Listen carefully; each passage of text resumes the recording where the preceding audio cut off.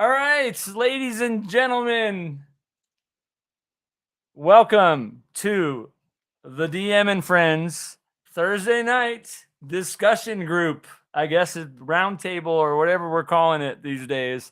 Thank you guys so much for joining. Happy Thursday. And of course, I have two. Well, I got background noise. I got two great, fine gentlemen with me tonight. We have over on this side, I got the one and only Stephen Clements, Hey, and my I dear also friend. have Mr. Mark Taormino. Do I pronounce that last name correctly? Yes, that's correct. Taormino, yes. Taormino. Better pronounce it correctly, Mr. Chiriaco. and Right. And ladies and gentlemen, in honor of both your Italian heritages, I'm having Scotch whiskey tonight. oh, Okay, there you go. I should have. I'm doing Diet Coke tonight. So, Yeah. Hey, um, Matt, it's good to see you. hey, thanks for joining, Matt. Yep, Freezer's here. All right, Freezer's good in to the see you, house, Freezer. my man.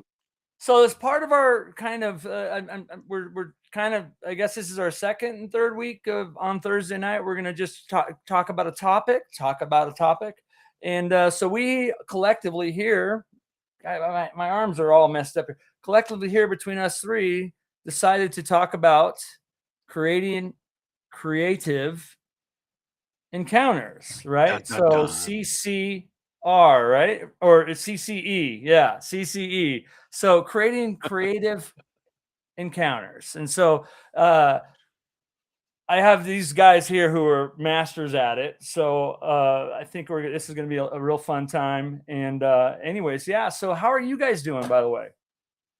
Doing great. Happy to be back on the channel with the cool peeps in the chat. And of course, with dear friend Mark.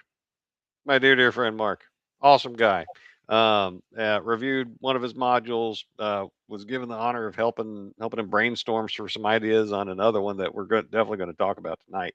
And Awesome. just love hanging out with him. Love hanging out with you, Angelo.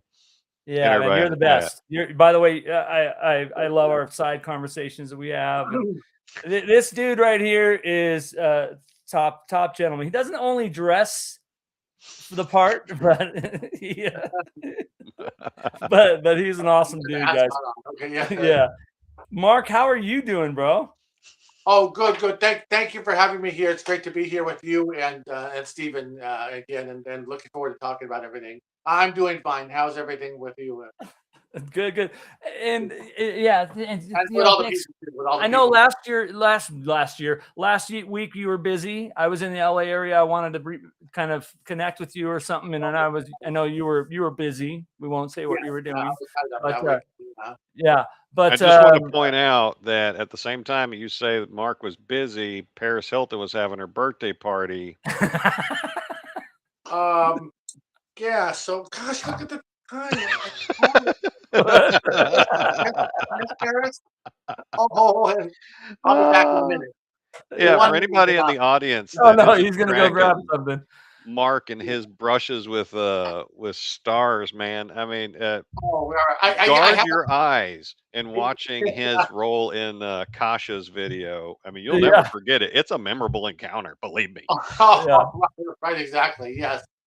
Actually, originally it was supposed to be in the buff completely, but anyways, but on the set they changed it to a speedo. So originally I had agreed to be in the buff, and my friend Alan, that was doing some early modules with me, he's like, "Are you crazy? You can't be in the buff in a Kesha video." And like, why not? He was like, "Well, Man, we do a little more of a deep dive in the interview I did with Mark about his music video filmography. And so, if you want the mental image and then possibly to burn your retinas with the image of Mark Taormino dancing in a Speedo, he sells the scene, man. Wow. But this thing, I had to watch that as prep for interviewing this guy. I mean, this guy's a madman. So, was it Kasha? And then for actors, you wasn't long ago you did at least one scene with what, Eric Roberts? I mean, Eric friggin' Roberts. last year. Yeah. Hell yeah. I mean, yeah, he gets killed. Yeah. It's a big ending villain speech where he gives the big boss villain ending speech, and then everybody shoots each other like Reservoir Dogs or something.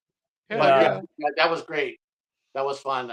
First time being with somebody like with Eric Roberts, because he does a lot of work on a lot of stuff all the time. He was actually doing 2 movies in one day on that. He did the first 4 hours of the day, and he had to go from there to another one. he's a That's how. pro. Yeah. He's a pro. But Uh, yeah, oh yeah, I forgot that we have our friends in the chat here because I'm Yeah, so yeah. entranced with I want Mark. to say, yeah, I want to Yeah. say, a Thunderstruck workshop who we had on last Monday. Thanks for joining, man. Good to see you. That was a great time with you, Matt. Xander Man's Mom 1. Thanks for joining. Good to see you. Yeah. Thanks, guys. Yeah, any shout outs? I know we're getting questions already too, which please, guys, ask questions as we go, and we'll try to get to them for sure. Already in with the questions. The first one that I saw, sorry if I missed anybody else, got in before him, but Freezer, um, the ideas we're going to be talking about, I've got some examples from Vampire and from D&D to talk about.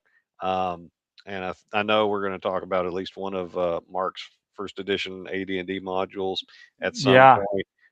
But I'm coming at this conversation about creating creative encounters from a principles focused approach. So it will work regardless of what setting you're doing. System agnostic. Yeah. And I just want to drop a mention that I just watched my boy Freezer do a short about playing evil characters and evil campaigns. And I think he did a really good job of framing how to get your mind right and doing it in a way where you're not just screwing each other over in the party all the time. Yeah. Far more functional. Dude's got some good brain on him. Part of which has been informed by he's been watching my readings of Role Playing Mastery by Gary Gygax. Yes. Everybody in the hobby should read this Yep. or listen to me read it to you to hear from Gary how to be the best role player and game player you can be. So, and Freezer, believe me, I know I owe responses to several of your comments on those videos. They're good comments, but I just been busy. But I'm going to get to them. Yeah. So you guys, we are going to talk system agnostic. I mean, I think it's just the world of encounters, being creative, making it. I actually just did a video that's coming out Friday, maybe next Friday, where creating encounters that aren't just combat. You know what I mean? Which kind of falls into what we're saying today, or what we're going to talk about today, but yeah, keep your guys' ears and eyes an open mind that we're not going to specifically talk about AD&D, which that's my cha-cha, but this could fall into Vampire, MERP, Boothill, anything. So yeah, and I got 2 of the best here this way that are going to talk about it. Before we get any further, though, because I do like to talk, I do want to mention that I am wearing my Addicted to Goth Girls shirt in honor of National Goth Girls year, because every day is National Goth Girls Day, right? Remember, guys, if they're cold as the grave. Snuggle into that thing. If a goth girl wants to drink your blood, let her. She needs it to stay alive. Yeah. And so I'm wearing my tie sports coat. Yes. And my cheetah print ascot, because being on screen with Mark, I've got to do something to up my game. I mean, Angelo's got that raw masculinity, but I got to use the props that are available to me. I love it. Yeah. I do want. What are you wearing? Let me see. There you go. That's what I'm talking about. That's I think from the Master Box set, right? Or now take it off, Mark. Take it off. Take it off. No. And with the Iralotus thing, you just knocked Stephen out somehow. What happened, Stephen? I said something that the live stream didn't want to happen. Okay, good. Which, by the way, he did that first cover for Iralotus. Did that cover for me for a module I have called Fantastic Quest of the Whimsical One. which basically I said just make whatever, and he made whatever his design was, this weird character worm thing. I said I'll write the module around it, so I did that. It was successful. He liked it a lot. So he just did another picture for me last year that will be released a new module this year, the second module with him, and Oh, then yeah. I booked him also, yes, for one more picture he'll deliver at the end of this year for next year. So he'll be Sweet. on 2 more modules I'm going to be writing from scratch based on his art. But go ahead, sorry. I digress. Yeah. That's I exciting. do want to bring something up really quick before we get into the topic. Just a couple of things. Let's go over real quick. So Dreg, if you're on here right now, I said I would share this. He was the winner of, when you were on, Mark, he was the winner of the drawing that we had. He just sent me this picture, said, Hey. "Hey, thank you, Mark." He just kind of sent me a Oh, selfie of good. Yes, his unboxing of Monsters of Mayhem 1 that you sent him. Hell That yeah. was super cool, Mark. But he's Dreg, who's on here, is was super excited and thankful that you had sent that out to him. So sure. shout Yeah, out to you, Dreg. And he is on, and there he goes. All right. thank you. I'm glad you enjoy it. Quite Yeah. the Goodman Games expanded their Original Adventures Reincarnated collection he's got there. Right. Nice. Haven't seen Yep. that. Yep. Yep. Yep.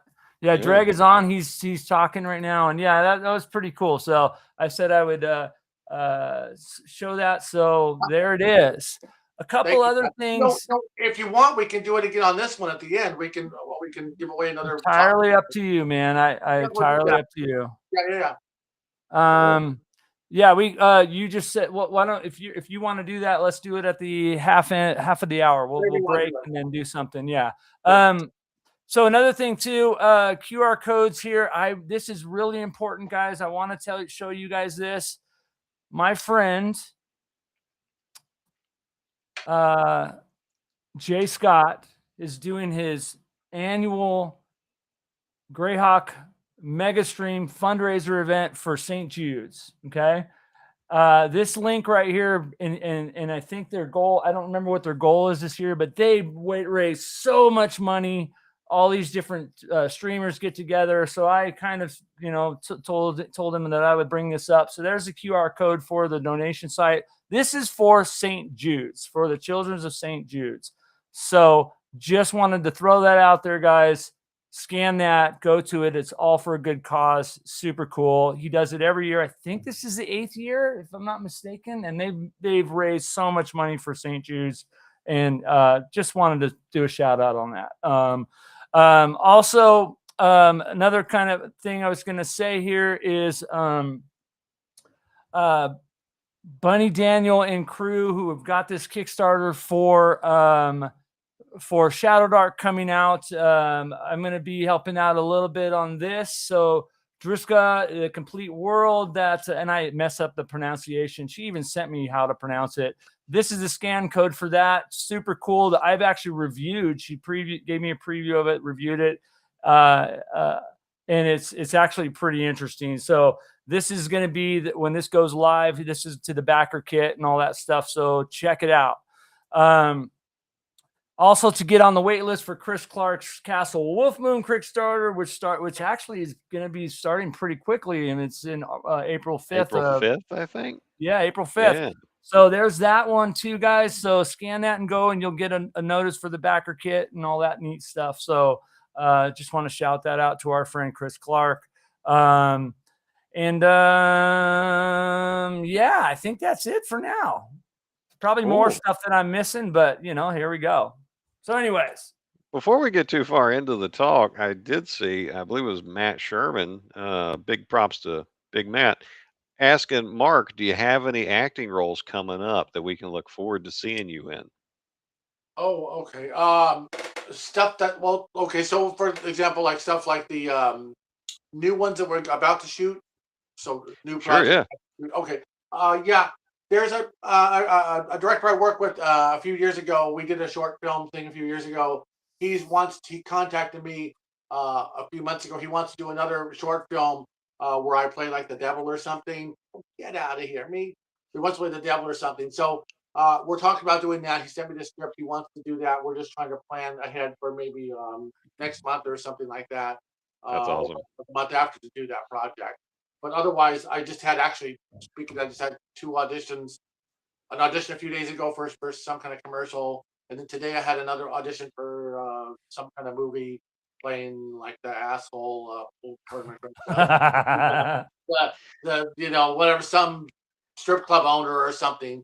And then after I did that one this afternoon, shortly before we got on the live stream, my agent contacted me with yet another one, playing another colorful. That's awesome, man. Yeah, man. So that's awesome. You're staying busy, man. Heck yeah. That's coming up.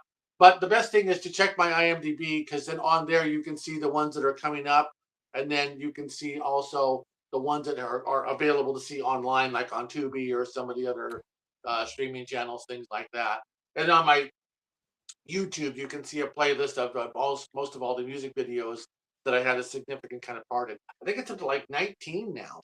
Yeah, like and they're good too. Oh, Seriously, like most Yeah, of the songs are good, and then Mark is good in every one of them. So Oh, even if you think he's a goof nugget on this live stream, he delivers, and I'm not kidding. He Yeah. hits the pathos, he hits the emotion in these things. Oh, thank you. I appreciate your You know, Stephen, the interview you did with him, you should put it in the chat, and so people can find that, and that would be awesome. To pull away from that before we get into the topic, guys, by the way, the topic tonight is going to be creating crazy creative encounters. Okay, so that's what we're going to talk about. But I also want to mention what's up and coming for some of our guests that we have. So next Monday, and I'm going to ask you guys this because I'm going to put a poll in Facebook, some questions regarding that you want me to ask Ann Meyer. She's going to be on next Monday with me, and we're going to talk full on maps and Greyhawk. I can't wait. And then next Thursday, I got Alan Hammock on, and I don't even know what we're going to talk about, but it's going to be fun, whatever it is. And the following Monday, I have Zane and Bunny Daniel from where the Kickstarter I just told you guys about. They're going to be on here. And then the following week, I have Pat Kilbane on. So, and then there's some other ones coming up too, but we'll talk about that as they come up. Anyways, that's the wrap for that. Well, we lost Mark. That's okay. That's a fine opportunity for me to plug a adventure module that I was just the editor on, being put out by Jeff Jones of RPG Ramblings, and he puts out some really good stuff. He's been doing a lot of Shadow Dark, but this module is for Dungeon Crawl Classics. It's the Isle of the Whispering God, and so if you like Isle of Dread, if you like pulpy sword and jungle kind of stuff, it's good. It's good.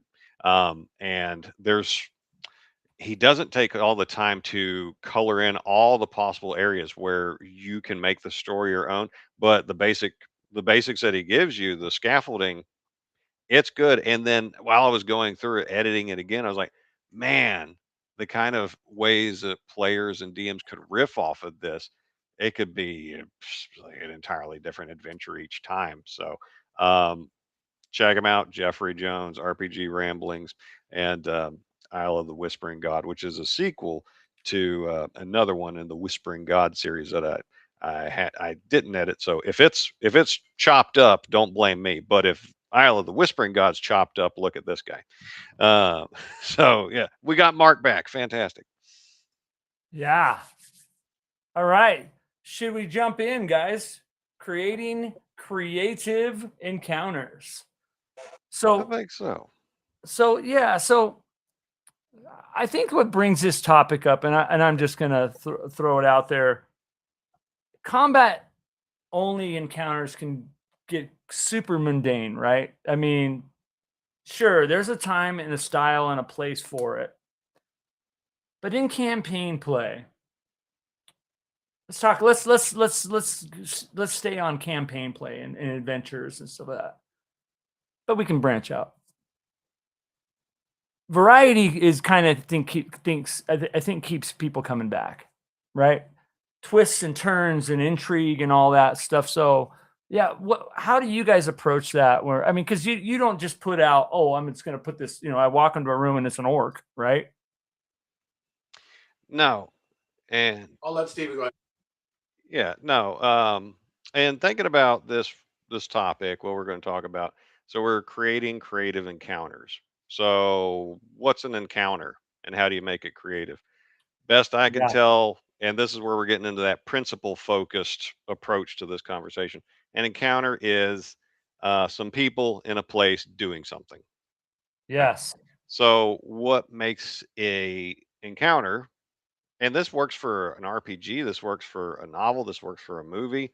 What makes it creative? What makes it more engaging? Well, if you've got a meaningful encounter with interesting characters in a memorable location, then that's the kind of thing that's going to stick with you. Yeah.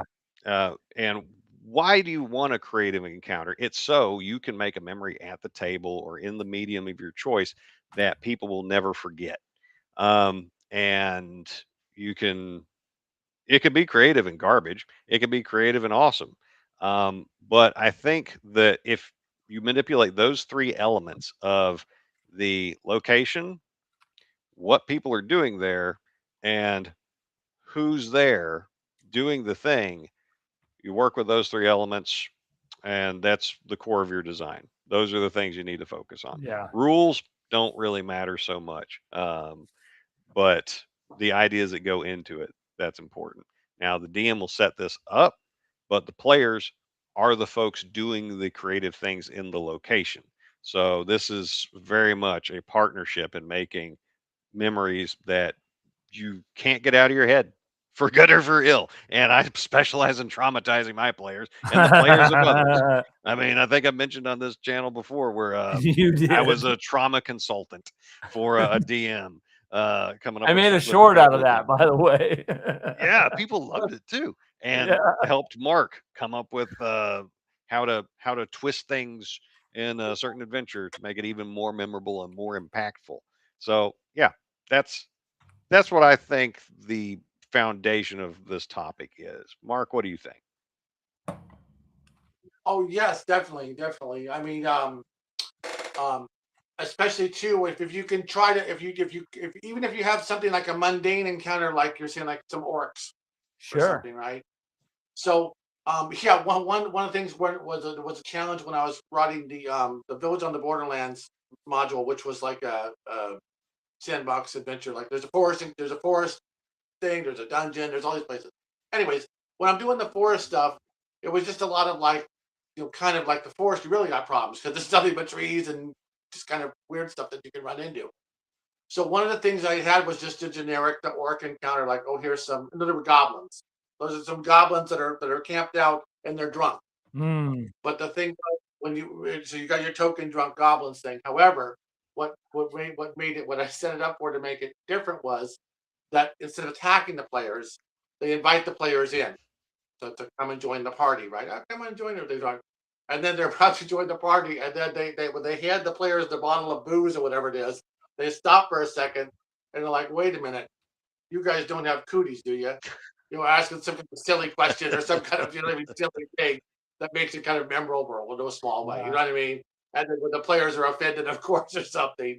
But yada yada yada. So even just like a small thing like that, where you can just include some little nuance into it that takes it beyond just a bunch of orcs or whatever. But now suddenly there's some kind of interplay there that's kind of a little bit funny or humorous, where they're concerned about catching the disease from you or something. You know what I mean? When they're about to share the box. Anyway, And one of the Yeah. things so so I interesting thought that was about that is you took, well, for the unusual to really stand out to people, there it has to be set against a backdrop of usual. So that's why, like in comedy, it's so critical to have the straight guy who's not wild and zany. So the wild and zany guy can contrast, and that's what makes him interesting. Yeah. You took what can be like the bog standard, um, uninteresting encounter if you meet some goblins in the forest. But now, because of the way you wrote it and how the players can take it, they can tell people about the time they got lit with some goblins in the woods. That's a memory. And how they were so offended by the insult of them asking if they have a Yeah. disease. Yeah. That's a joke that's going to stick with them. Egregious. Yeah. Because you took the goblin and you did something different with it. That's the key, exactly. That's the fundamental key. Whether it's the goblins or any other kind of thing, is take a mundane situation and then try to turn it on its head in a way that's completely kind of left field than you would even normally think it would be turned on its head. Generally is what I try to do. Sometimes I'm not able to pull it off all the time, but I try to do it as much as possible. It's just, yes, you have to make, so many books and stuff now where you got to try to make sure everything is covered. But in general, yes, if you can take something that's a mundane kind of situation and then turn it on its head somehow, that'll not only surprise the players, but I think keep them engaged and interested. And at the same time, try to have somehow, if the communication is between these orcs or whatever, not just be talking to one person of the party, but somehow something else. They talk to all of them, something like that, or you include some other thing where one of the other drunk goblins suddenly is pointing at one of the random players. It's something to get interaction from all of your players than just one at a time, during one encounter. You know what I mean? Yeah. Something like that. Encourage kind of engagement with everyone to be able to be part. Yeah. And so you took the element, so of the three elements of interesting location, well, it wasn't particularly an interesting location. It was a fine location. Yeah, it was hard for that. Yeah. But then so that one you left alone.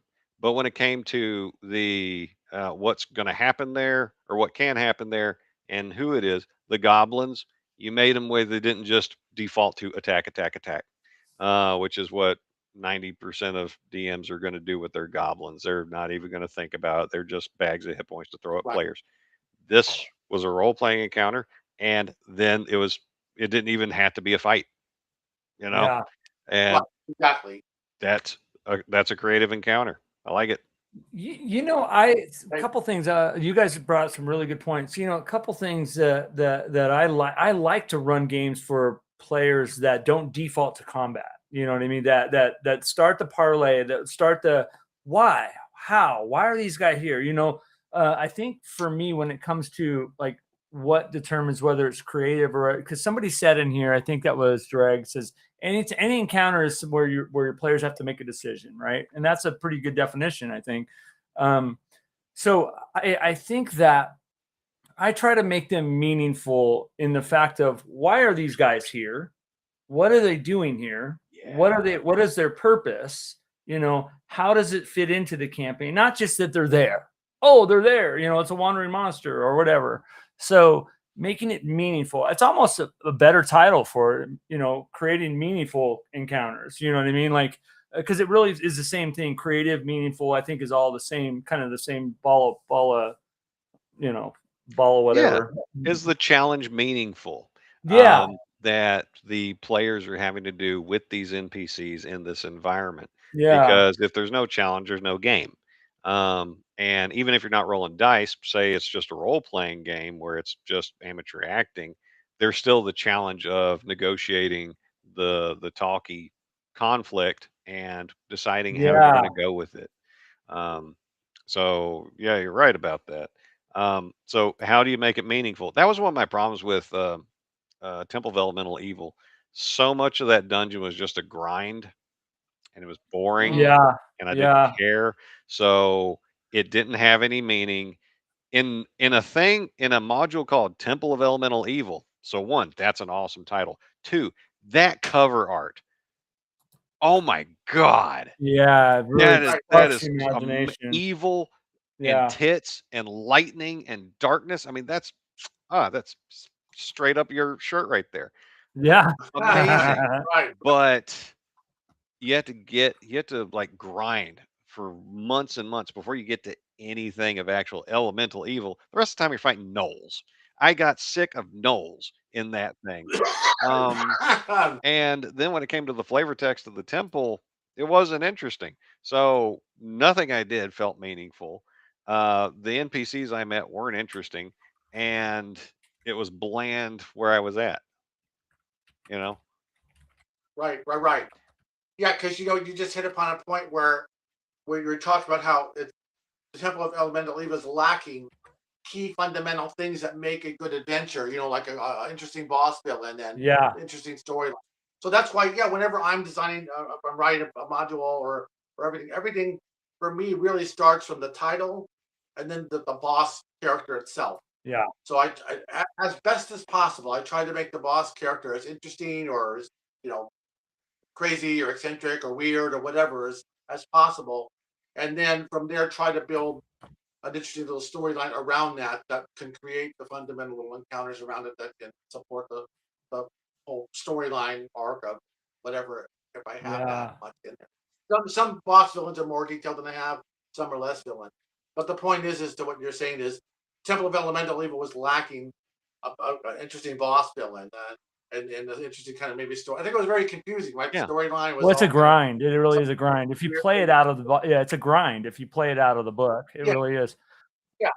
So that's why I try to keep everything as simple as possible with storyline. This is the bad guy or bad girl. This is what they're doing. You guys go get them. You know what I mean? And take them, ultimately, because it has to be simple for the players to understand. And what I don't like is when these things start to get convoluted. Like, let's go into the town, and now we're going to talk about all this social intrigue. The mayor is evil. That to me seems like it gets boring. Yeah. Fundamental stuff. Go into the dungeon. Yeah. Go into the whatever and take out the bad guy. Not sit there with a bunch of social intrigue. You know what I mean? Yeah. Now, of course, I just released one book where it's kind of a module where it's a lot more role play. But my point is that 99% of my stuff is is like what I'm saying. Go there, go to the boss or something. But there should be some other adventures like we're talking about where there is role playing stuff. But to answer your point, yes. It was lacking, I think, the fundamental things like an interesting boss villain and a cohesive storyline or whatever. Well, it's funny Stephen, that you bring up the Temple of Elemental, because I agree with you on many points there. I think there is a potential for a lot of depth in it, but it is so huge that a lot of that stuff could be lost. And so I actually just within the last year in my campaign ran the Temple of Elemental Evil for my campaign. And but what I did, because I recognize exactly what you're saying, that it could be just a grind and why are we here, this kind of thing. So I gave my players, the campaign, a very specific reason why to go there. Good. Okay. They had a very specific goal.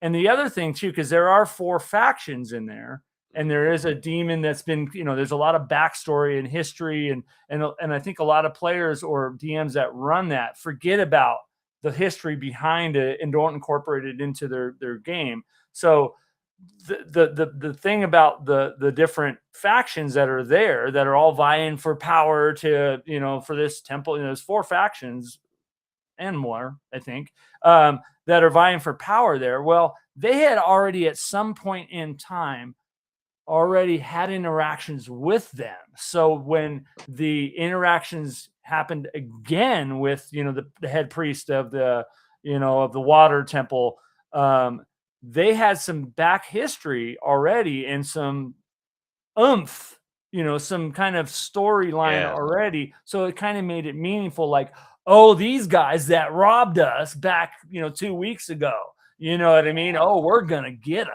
you know what I mean? But really, those were kind of side pieces to the actual physical goal that they had in there, which was to reinforce the bonds on the temple's portals that kept the demon in there. So anyways, there's a lot of different ways to make that module happen. But I think you're right. I think it's, the DM will bring it out, put it on the table. Bah, we're playing this for the next, X amount of weeks, Open it up. Page 1. Okay. Orcs, gnolls, goblins, and then next thing you know, it's kind of this grind. So it has that potential. You have to really dive deeper, kind of like what you guys do with your stories, dive deeper and kind of give it some meaning. You know what I mean? You have to go that extra mile with that particular dungeon. But anyways, yeah. I agree with Dreg. And then like the little bit of inspiration just based on the title that Freezer tossed in there, where the elements should act unusual there. Like when he says, when players try to drink some water within the Temple of Elemental Evil, the water recoils from them. Yeah.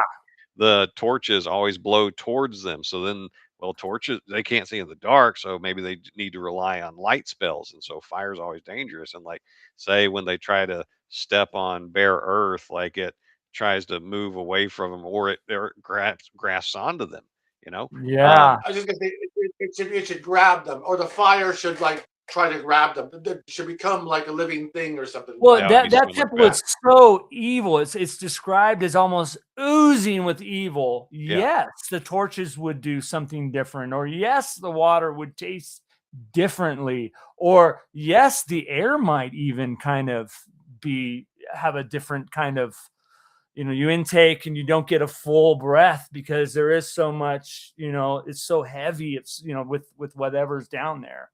You know what I Yep. mean? You could really, you could run with that. That's brilliant, dude. And Man, I need to rerun it. and but to Yeah, we got Mark, some you great mentioned comments.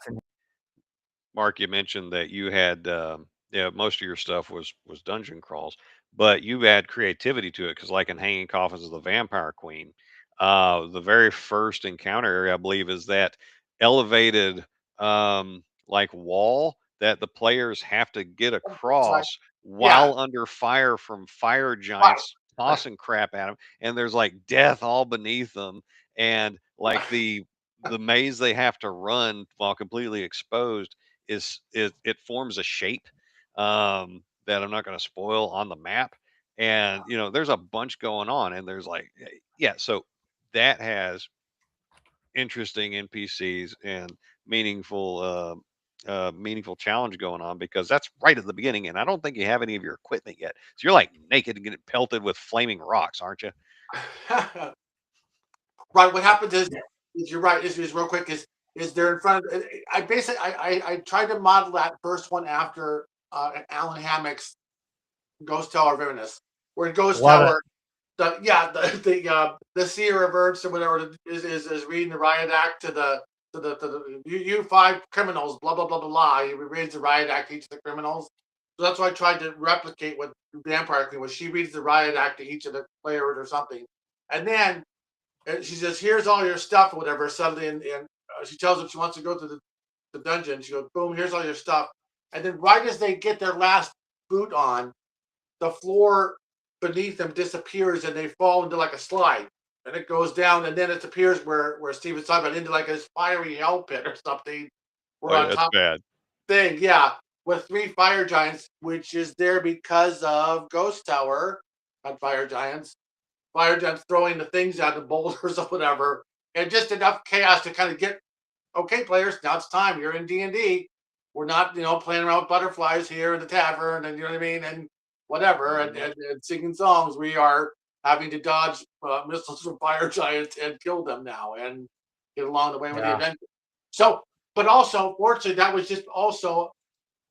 was a lucky accident for me as a writer because that was our first time writing to try to write professionally a module. Well, yes, and I just happened to luck out that unfortunately the stuff was interesting for the people and they liked all that, and it sort of set the mold for all the future books that I would write as far as the boss villain's concerned, the attitude of the modules, the severity level, you know what I mean, of what to expect.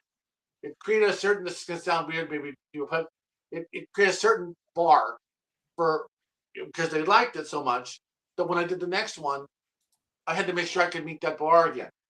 And Yeah. so over the course of development, yeah, as my skills as a writer and stuff, I could start to see when I was writing adventure, okay, now it's reached the bar where people are expecting it, and then I would release the books and yada yada yada.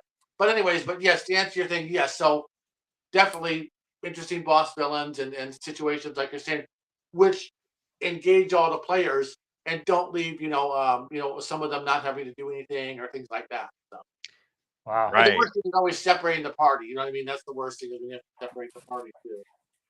I'm So, dropping so in the chat my review, and I think Mark and I had a little talk about Hanging Coffins of the Vampire Queen. If you haven't checked out that module, it's worth it for the art alone. Even if you don't Yeah. read the thing, that's the first thing I saw of Mark's. And I was like, this is the guy who's defining modern RPG art. Yeah. His buying decisions. oh, Uh, thanks for that. Yeah, because I was very specific on the art starting that very first one to hang coffins, and then all along the way, even to this day, as far as being very specific about how I want to present the look and feel of the art. Yeah. Sometimes artists contact me and they want to do stuff, but it's like they just don't have the right style that fits in with the first edition, or you know what I mean, those kind of things. But for the most part, I try to keep it very much top quality and old school and everything.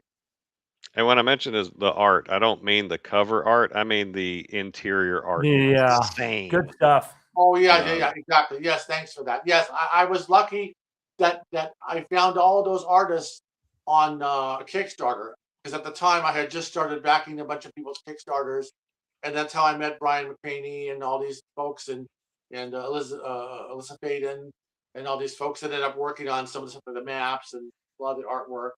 And I was very fortunate that the timing, the sun, moon, and stars aligned at the right time for me to develop a book that hopefully everybody really liked a lot.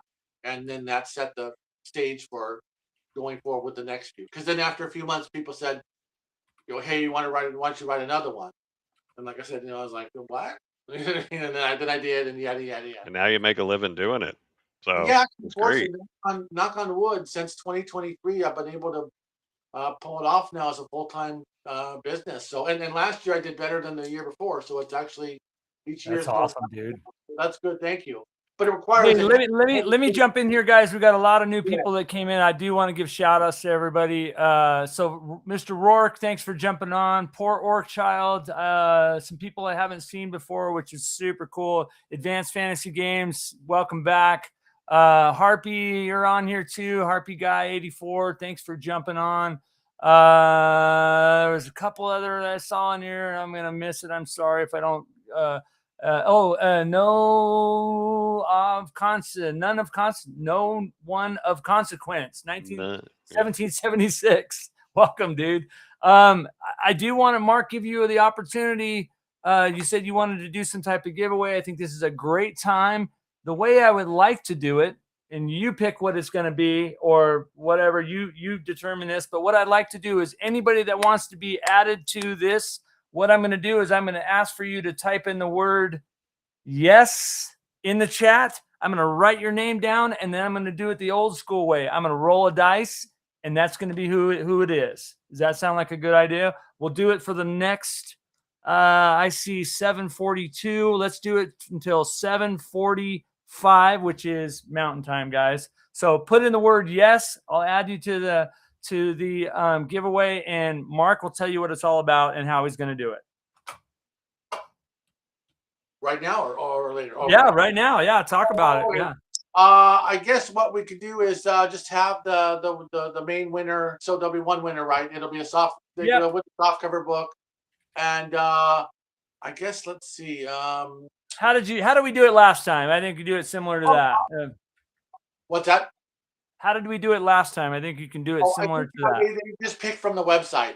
So if they want to do that, they can just pick from the website, actually. Because this way, if they want one of the 5th edition ones, it's on the website versus the 1st edition ones. You know what I mean? Yeah.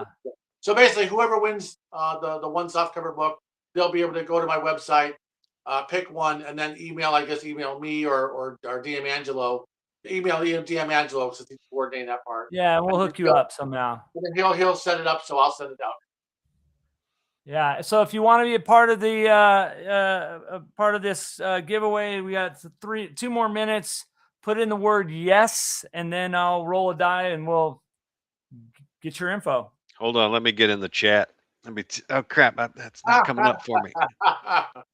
Yeah. But I've seen a couple. I'm sorry, go ahead. Yeah. Yeah, I'm seeing what's also, 1E mean, guys. I'll consider 1E being yes, because I love 1E. So also, if you go on my regular website and you're not on my email list, join my mailing list, and then after you join it, it'll send you a link. You can download I think 2 modules: the Coffins PDF and Palace of the Dragons Princess PDF for free if you join the email list on my website. And then you can always unsubscribe from the email later on. Yeah, Mark hooks you up with modules for free if you just want to know more about it. I mean, that's pretty substantive. He cares about his readers. Right, Yeah. right. Of course, I need to make money with business, but at the same time, people are, some are tough sometimes. You know what I mean? And I don't want people to enjoy the stuff. So sometimes I'll send them out a free module here and there or whatnot. Well, and So try before you buy, right? yeah, there you go. Yeah, And exactly. And you know what and happens a lot is exactly that. They'll suddenly immediately come in and buy one, and then they'll come back and buy all the rest usually over heck yeah. time. All right, we got one more minute. I'll spread it out one more minute. And Mark, Type in the word yes. you've been running a special when folks back you on Kickstarter where they get access to a lot of PDFs as part of that package. Yeah. You going to keep doing that? Yeah, yes, I am, because actually I'm planning on launching the next Kickstarter probably around March 15th. I just want to finish delivering on the leather and lace one here, and then the other one, the Merrywinkle one. Mark telling on himself, got them feet kicked Oh. up, prominent in the picture. Mm-hmm. All right. Yes, wink, smiley face. Yeah, exactly. Wait, did the two of you co-design that cover? Because that's two goth girls and feet. I mean, yeah. So, but all right, I'm gonna close yeah. it. Close the drawing unless somebody puts one in the next 5 seconds. Okay. So yes, on the Kickstarters for the $20 level, you'll get all the PDFs of everything. Basically, it's like 50 PDFs or something. Yeah, that was a pretty awesome deal, dude. When you sent me that, I was like blown away. Yeah. Oh That yeah, was I think pretty so. Well, like I said, I want to get it out to as many people possible too. Of course you do. You're fighting the good fight. Yeah, and plus because I know, like a narcissist, a-hole, that I'm pretty sure that when they get it, they're gonna like it for the most part. Now, Yeah. some people don't like my stuff. Of course, people are gonna like your stuff. They're not gonna like it. That's understandable. That's fine. But for the most part, a lot of people that like this stuff, like I told you, the narcissist was gonna start in here. But yes, for the most part, I think people enjoy the modules, and then because they'll come back and they'll comment on my. I have a thing where testimonials on the website, which are okay. positive stuff. Yeah, I've put one on for you. All right, I'm gonna roll a die. I got everybody on here. Here we go. All right, advanced fantasy games. You're the winner. Woo! There you go. Advanced fantasy games. I'll put my email address in here, and actually, Mark, why don't I just hook you straight up with him? Do you want me to put your email address in the chat, or how would you want to do that? Yeah, you can just put send it to mark@darkwizardgames.com. Mark@darkwizardgames.com. Send him an email, advanced, and yeah, hook it up. So no middleman. I don't need to be a middleman. So okay. Thanks so much, Mark. That's pretty awesome. Yeah, That is and awesome. you are, man. You're fighting the big. You're fighting the good fight, and I think you're doing amazing work. And oh, thank you for that. I appreciate you too, and Stephen too. One thing real quick. Sometimes it's because I sit there and I'm making the books. I love doing it, and I want to keep making them. So I realize, my situation here where I'm able to do this and to do pretty much whatever the mainstream guys don't want to do or too scared to do. So I think that should be my focus, right? Is to keep doing what I'm doing, keep doing the first edition and there was some fifth edition stuff, but these kind of storylines and things that the mainstream people would never want to do or even think about or something like that. Because I think that's probably the best use of my abilities to try to get these kind of entertaining modules out to people as best as possible. Is what I've been kind of thinking is probably the direction to keep going, right? Sounds like you are committed to doing things that are creative and not things that are dull, like Wizards of the Coast puts out. Right. Yeah. Wow, what a jab. Yeah. I mean, I got stuff to rag on and to praise sitting over here. Yeah, bring it. Let's dive back into the subject. Yeah. So, by the way, you guys that are just joining, what we're talking about is creating creative encounters, and it could be creating memorable encounters, however you want to call it. Just getting out of that mundane kind of boom, boom, boom, boom. what do you guys do? And I'd like to hear from from the Oh, yeah. viewers too. Like, well, what do you guys do? But anyways, go ahead, Steven. Didn't mean to cut you off. No, you good. Before I get into ragging on, Whoa, we lost him. See? Wow, no. wow. No.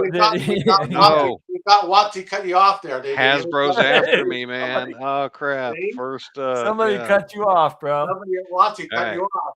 I'd seen some comments related to music and restrictions on how spells work, and that's one of the things I found most interesting about the planescape setting is that each plane of existence that you're on, magic works at least a little bit differently. Like if you're a cleric, the further you are away from your god, the less access you have to your god. The magic that created your items on the primaterial plane, the further you move away from that and into different laws of existence, Yeah, it gets weaker and weaker and weaker. I like it. But if you've got some special dispensation from your god, or if you're a magic user, a wizard, and you know the tricks of the plane that you're in, the spell keys, then you can still make it work. But some types of spells, like elemental spells on certain planes, necromancy on certain evil planes, healing on certain planes, they just Yeah, act differently no matter what you do. So that's one of the reasons I like Planescape so much, because you've got so much built-in flavor. Each plane is kind of its own mega dungeon yeah, with its own rules and logic. So you're already getting a creative setting, and then you get the lore that's baked into them. Arcadia, the lawful good plane, as opposed to the nine hells, the lawful evil plane, all that stuff. So you get interesting locations, and then it's an issue of, well, are the NPCs interesting for you to interact with, and the challenges that you have to do there. Um, I will praise Joe Block in his little module well, Music let's flip you. Land. You're Am I flip? backwards. Let me flip you. All right, flip me. Gotcha. Boom. Yeah, Music Land, where you go to the demi-plane of music, where the platonic ideal of music itself exists. So there's like evil Yeah, instruments, sentient instruments running around. You can fight a treble clef. There's a demon lord of music in Discord. There is an outsider that's trying to annihilate all music because where it comes from, it's alien to it. like a Um, counterplane or something, or yeah, yeah, and you got to figure out how to get out, and you get embroiled in these plots. And so it's a meaningful encounter because your player characters are not going to be, this isn't a good place for you to be. This isn't where you belong. Music radiates out from here into the universe. A talking monkey is not music. I'm not supposed to be there. And one of the places where you fight a vampire saxophone is in a jazz club. And tell me how many D&D games have where fights get thrown down in a jazz club. Oh, there is a were French horn, as in like you could get infected with a type of what? Become a lycanthropy where on the night of the full moon you turn into a, oh, I'm sorry, it's a Wagner tuba. You turn into a tuba. That's creative. You know, Yeah, you yeah. didn't see it coming. But if the entire campaign is nothing but that kind of disjointed Yeah, wackiness, it gets lame. But if you season it in like that, I was very impressed. I reviewed that one too. Shit, I didn't mean to just talk about things I've reviewed. So let me talk about something that I hate and that I mentioned on here before, Descent into Avernus for 5e.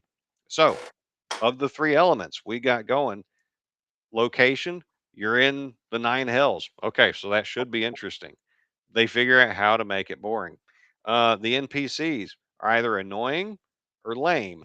Um, and then the things that you do in this module, it's an endless set of fetch quests. That's all you're doing. You're getting a Okay. thing from here and taking it back to this person. Then you have to go someplace else, get something for this person from over here, bring it back to them again and again and again. They ruined what was supposed to be Mad Max in hell. That's how it got sold. And I remember Dark Sun with the war machines that they had, and I was like, yeah, I'm gonna get to do that kind of ship to ship combat on land in Avernus. You damn right I am. And it's a paragraph in an appendix, and it's totally lame. It's not the focus of the adventure at all. So they screwed up a dynamite premise, man. It takes a special level of hack to ruin Mad Max in hell. You know, that kind of reminds me, you know, it's interesting because the way you describe that is very video game-esque, where you're going from point to point to point to point, and almost, I don't know if I could use the word railroady. I don't know if that's a good Oh, it definition. is. Is it really? Yeah, that's Completely. So You yeah, have I two kinda different rails tend- you can go on, which Dreg remembers, the demon run, but they are rails, and you can't jump between them. The book says when you get on one, you have to go all the way through with it. Got it. Yeah. So Xander Man's mom's one says what not to do. Yeah. Yeah. And Dreg says the demon route in Descent into Avernus is the best part. Okay. Yeah. It's interesting. Yeah. Yeah. So you get to fight like demon princes and archdukes of hell. You get to mix it up with them, and it still sucks. They figured out how to make that lame.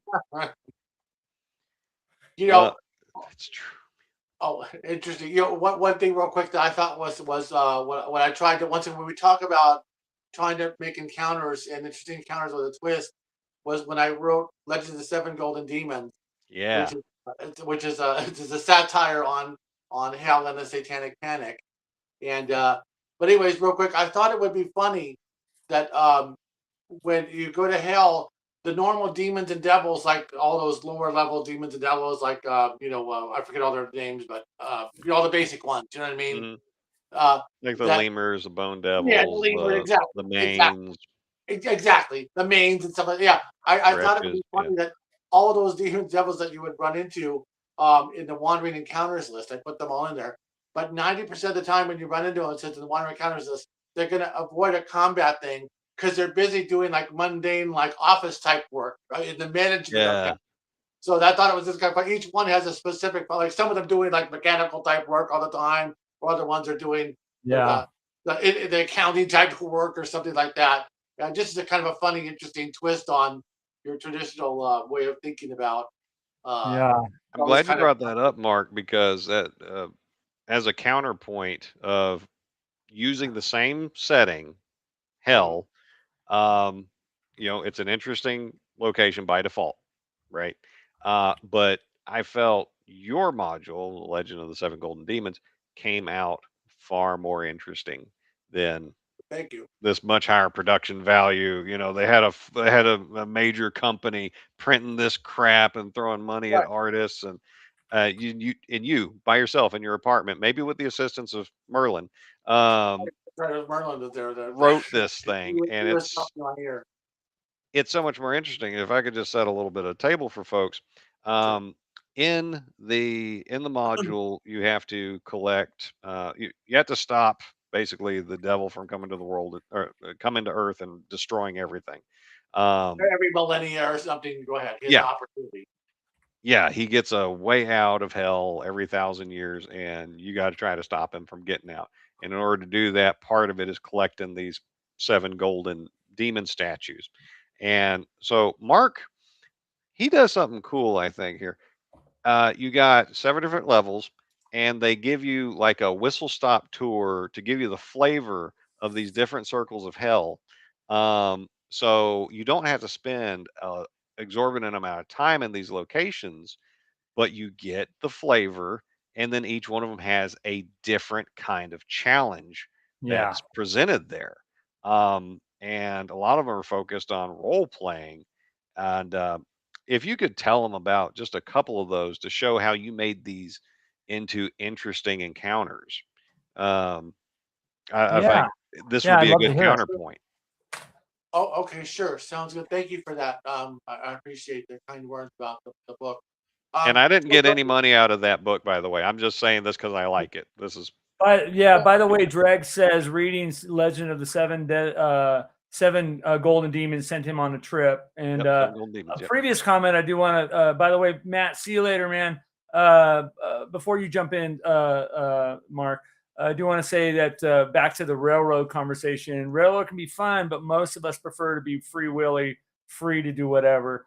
I agree with that, and I think a lot of con games are, kind of, have to be that way because you only have a very short minute of time. But yeah. So being that, and Blair Blur says everybody bend the knee. Okay.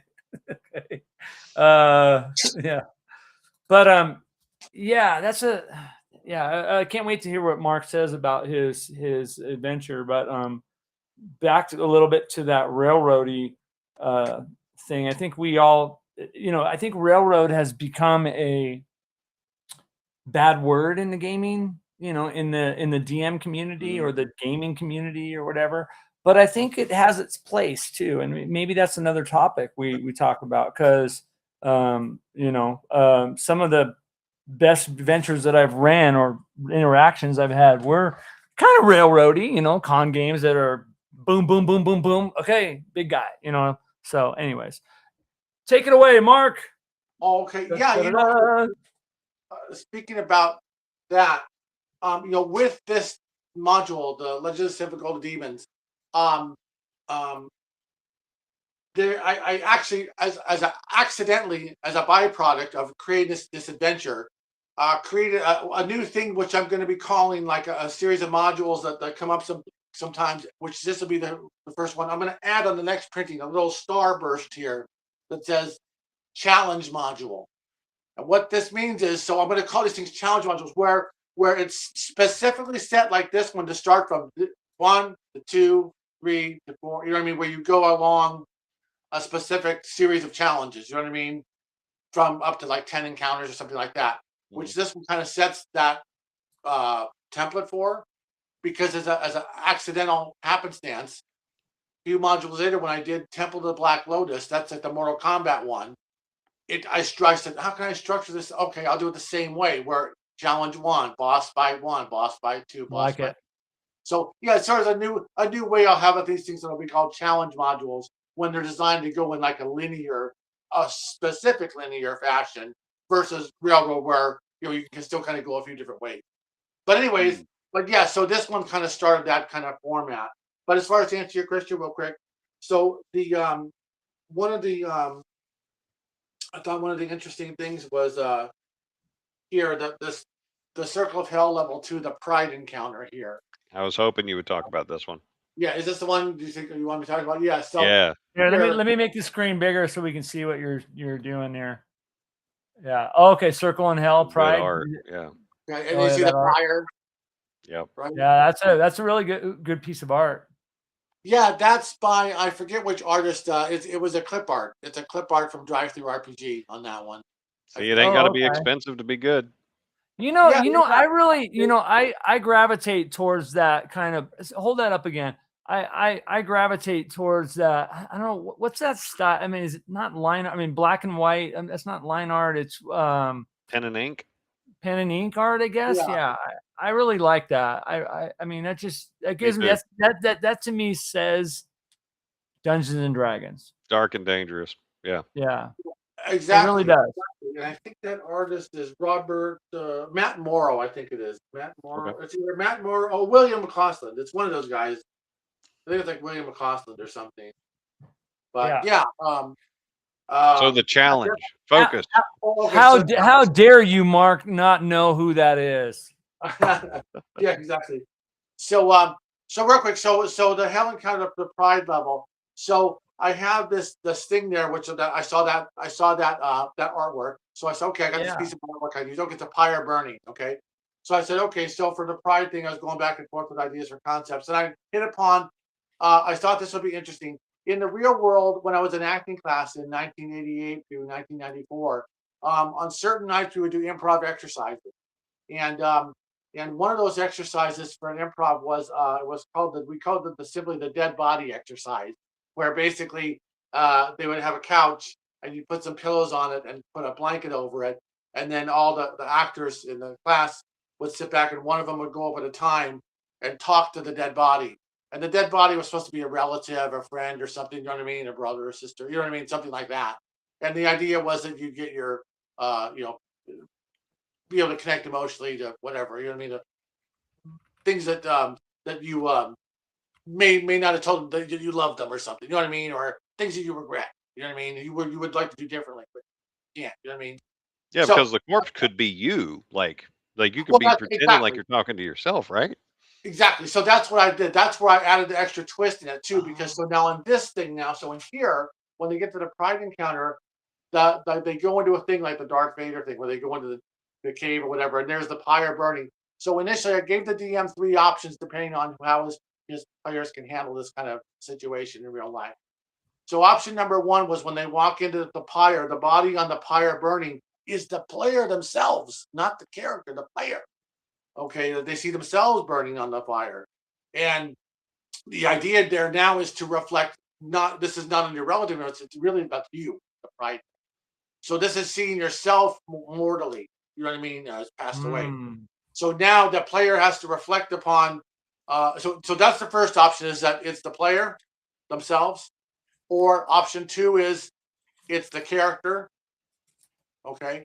Option 3 is it's the character, but for a split second, the face appears as the player and then disappears as the character again.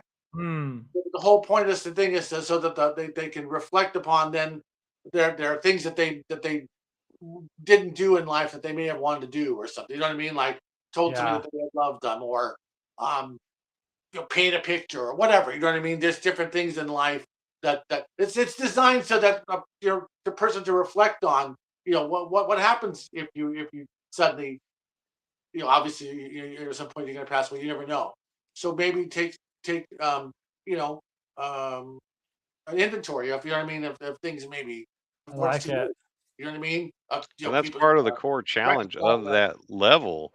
And this is where the DM has set you up with an interesting location. Y'all saw the art that's reflected in the module text of Mhm. where the players are at. The and in order to move ahead, to stop the end of the world, the players, they Right, have to do this. They have to Yeah. meet a challenge that they have to bring the meaning to. It's inherently a meaningful challenge, but they have to add the value to it to make it really pop. So it's not all on the DM. Like that player, the more they put Yeah. into their performance, the more memorable that's going to be. Yeah. right, And I Yeah. loved exactly. it. And yeah, and it gives the opportunity also to get some release and maybe help change their lives personally. You know what I mean? If they make certain choices or things like Sure, that, yeah. maybe reconcile. So yes, definitely, it's interesting, and because the flexibility of giving it so that whatever he feels his players can deal with, whether it's the person himself or whether it's the player character or whatever, even if it's the player character, they can play it as the player character. Well, I'm the wizard, and I would have told my wizard father that I loved him, or you know what I mean. So Something. even at that level, but the idea was that personally, you know what I mean, they could express Yeah. if it's themselves on the thing. But yeah, so I thought that would make it interesting. Somebody had I got a Mark, I got a really yeah. good question from Freezer. I don't want to lose this question, so I'm going to ask you right now, and it pertains to pride. He says, so why do you make pride the second level? In the Divine Comedies, Dante's Inferno, pride was the very last, near the last level, he said. Oh, okay, interesting. Just in my general research on it, I kept getting back different kinds of uh, Mythologies. what mythologies or which way the layout should be. So it wasn't a particular specific choice. I just at the time felt that was the Yeah, one. yeah, yeah. It was your personal pride. Yeah, that makes a lot of sense. But plus, I think either that or I just put it there as one of the first ones. Maybe I had done it also maybe for impact right up front, boom. You know what I mean? Yeah, This that is makes a lot of the second sense. encounter. You know what I mean? Right? And because I think Limbo was the first one or something, or something. Yeah. But yeah, And before they get very far into hell at yeah, all, they Limbo. have to confront their own mortality. Right? Exactly. Yeah, Something like that. I think it was. That There was sets a yeah. tone, I you really know. want to set the tone, basically. You know what I mean for what this could be. And then after that, it kind of goes a little bit lighter in different areas than back. But yeah, um, Harder, definitely. stronger, lighter, and yeah, Oh, makes sense. oh Okay, yeah, so exactly. you wanted that to be impactful, and you wanted it Right, to be exactly. meaningful. Yeah, exactly. I wanted it to be impactful and Yeah, then to feel like, wait a minute, what's going on? You know what I mean? Because yeah. So and plus, I thought it'd be interesting too, because role playing is acting, in a way, and yeah, Yeah. and I thought, yeah, the people might enjoy um doing a little bit more like improv and stuff like that, and kind of the fact that the part of this is like a real world improv. Yeah. That they might get a kick out of that. That it's something that normally they wouldn't have thought of or heard about or something. But this kind of thing is usually done in like an act class. That's right. Poor orc child. Double tap. Yeah, he said poor orc Charles says double tap the tone button. And I think that's true because you set the tone.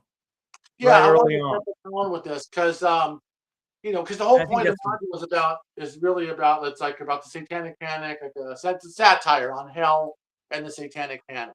Yeah, Uh, makes a and lot of sense. yeah, and when I first started conceiving of this back in like 2017, I think, or 2018 or something, I came up with the title and everything, and started kind of conceiving of it. But real quick, to answer your point too about that other book you were showing, the hardcover, and this is good for everybody as far as the topic. The with the hell thing, there was two different ways initially that I could have went with the hell module. It was initially either was a big gigantic 64 page thing like what you're talking about over there, where there's every little detail of hell and da da da da da, 64 pages. Jesus Louise, you know what I mean? Yeah. Or scale it down and do the most basic thing like I did was, okay, we'll just treat each of the 9 levels or 7 levels as an encounter, a specific encounter that involves everyone, and they have to pass it as a test, and then they move along to the next one. And this solved a bunch of problems too. Not only does it make it better for modern play, okay, because we're not going through a gigantic dungeon like I said that takes 3 weeks to get through with every kind of demon you're fighting constantly. You know what I mean? This boils the story down to very simple and keeps it moving along very quickly, I think. I mean, within probably a couple days of play or something for this one. So yeah, keeps it all focused and keeps everybody working together in each sequence as best as possible. So and I just thought it worked out well that way because it solved a lot of problems. Problem number one, I have to create so many books. I didn't want to make a gigantic 64-page thing. Well, yeah, and I wanted to scope it down. So that yeah, and tags back to the Temple of Elemental Evil thing is that right. There people you are go. going to get fatigued Love that before they ever subject. finish it. Whereas Right. this, you get a taste of each layer, you're done. And for the folks who think that we just keep talking about this acting bit in the second layer, you do get a fight non or off-brand Demogorgon later on in the layer of lies. And can you give a little flavor text of the layer of lies? Because I thought that was cool. What was it? They're shredded papers that have like every lie ever told flying around the plane or something like that. Am I I remembering think that right? so. Shoot. I mean, it gets that flavor, man, and you do get the knockdown, drag out, barn burner. So you do get the to Yeah, encounter which one that is? a Yeah. canon NPC. Oh, at the final encounter. Oh no, I mean the Demogorgon when you got to fight him. Oh yeah, here's the Demogorgon here. Yeah, that one. Yeah, Yeah. the trick is you can't call it the Demigorgon, right? So you have to call it something else. I forgot. I some other name. Let me make that bigger. I'd love to see that art. Hang on one second. Yeah, this is done by Philippe Faria. He's in. Yeah, I love it. God, I love Yeah, that. yeah. This is done by Philippe, and of course, I love obviously, that. I was trying to mimic sort of the Paladin and Hell concept. Remember, Yeah, right? So I was trying to do something like that. I love it. Yeah, that's really good. Yeah. So yeah, thank you. Maybe I'll show you another one real quick. Very impactful. It's very that's good art. That's really good art to put for. Oh, thanks. And then here's Asmodeus. This is done by Mark Lyons in Texas. Mm-hmm. That was very detailed. That's good stuff. Yeah. Oh yeah, yeah. Now don't Yeah. spoil that encounter because that was really funny. But Yeah, I was gonna say, what did you think of that with this whole speech? How do we talk about it without spoiling it? Yeah, since it's funny. it's If Leo, uh, if you probably didn't have a chance to read that encounter, oh, but I the read it, yeah. final encounter in the hell thing. Yeah. No, I have a copy of it. I just couldn't find it Oh, right no, now. I'm Yeah. sorry. Oh, you're talking about Angelo. Sorry, I was replying to somebody. Say one more time. Oh, I'm sorry. You probably didn't get a chance to read that final encounter in the hell thing. But what it is No, not yet. No, Oh, don't okay, spoil yeah. it. Don't spoil it. Oh, okay. It's basically yeah. How do I say without Don't spoiling it? spoil it. Your two All right, co-hosts are saying well, you don't gotta read spoil it. it. It's too neat. Okay, Damn it, Mark. but okay. So then let me ask you then, Stephen. After Yeah. reading that, did it work? I mean, was it funny as far as the whole I think it thing worked. there with trying to encapsulate all that stuff, and but working it into what it kind of actually is. It does make sense, right? I mean, what he's talking about. I felt like it was a Wizard of Oz man behind the curtain moment, Uh, but in a more mean spirited way. And yeah. and then some of the pop culture references you threw in to make it relevant to modern day. That was good. I liked it. Oh, okay. Yes, Yeah, yes. Okay. Yeah, I don't want to spoil it. Okay. Yeah, you're that was right. funny. The Yeah, devil's yeah. Because it kind of quite makes sense, amusing. also, right? But yeah. But yeah. So it's interesting because in the end, you meet the devil and you deal with him, and he has a big devil speech, and you'll really like it. But Well, because Mark seems really intent on spoiling this encounter, I'm going to move on to the next thing.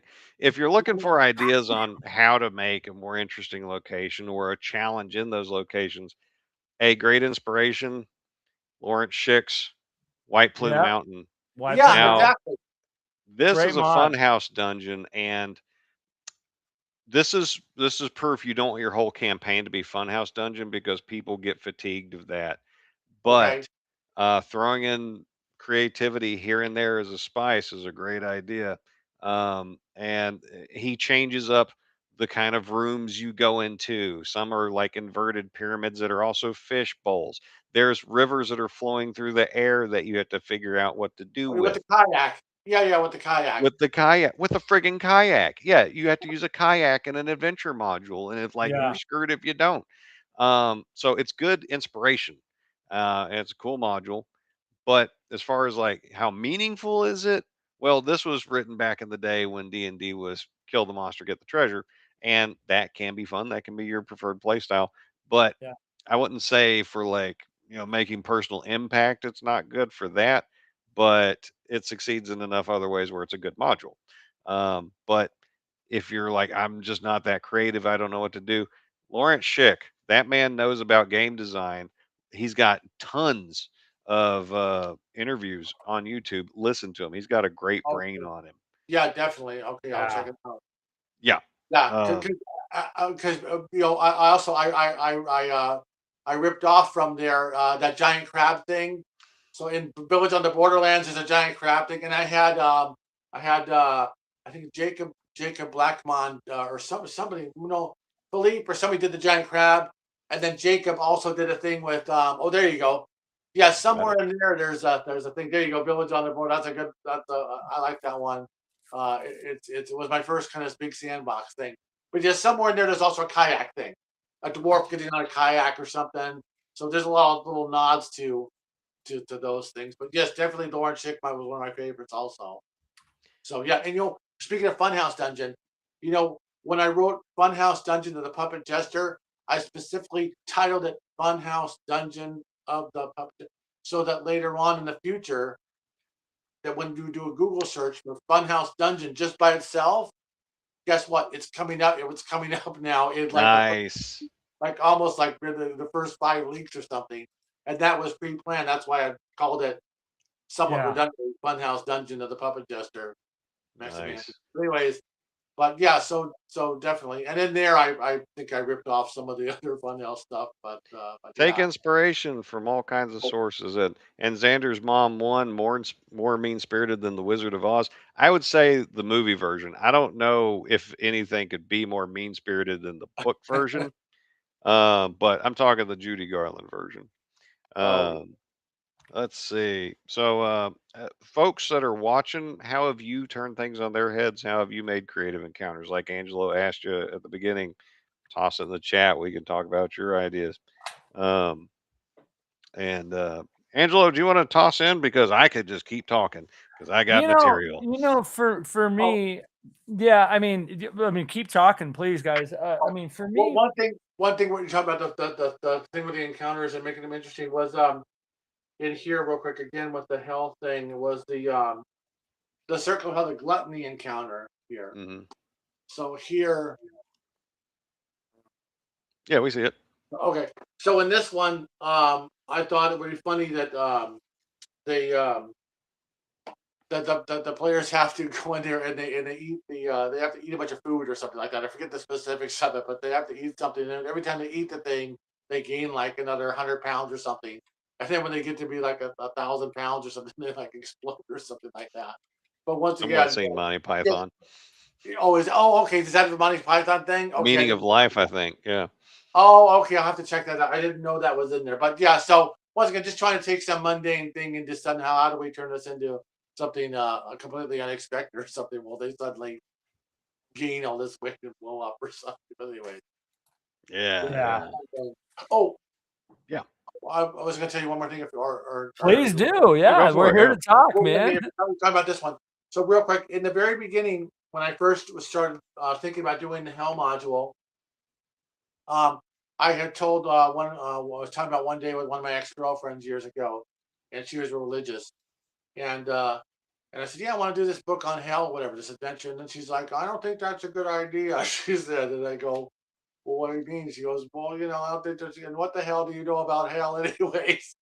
And I was like, well, I probably know as much as the other people wrote about hell. Anyways, so I went ahead and started planning it. And then I was in a restaurant, talking at a coffee shop to a waiter, and the waiter was real religious also. Okay. And I said, yeah, I want to do this thing. And he knew I made the books and stuff. And I said, yeah, I want to do this thing about hell. And he's like, what? Like, he's like, hell? I said, yeah, a book about hell. It'd be this great thing. And he's like, no, you don't want to write a book about hell. He goes, don't you understand that when you go to hell, you're dragged there in chains? Don't you understand that? And I said, brilliant. I said, it'll open up that way, that the player characters will open up being dragged to hell in chains, whatever. He's like, wow. Yeah, he's like, what? But don't you understand that when you get to hell in chains, they drill a metal plate in your chest with all your sins on it? And I said, that's brilliant. I said, I'll draw a picture of like a blue collar demon, like with a cigar in his mouth. Like that's all he does all day long is drill plates in people's chests. I said, I'll have a clock on the wall with no hands. And the guy's like, what are you, crazy or something? So then fast forward to when I do the adventure, we got our motorcycle demons. That's how it opens up. They pick you up and they show up and drag the player characters down the hell in chains. And then once you're in there, suddenly we got the situation with the guy that has to drill the plates in. And one last thing on that.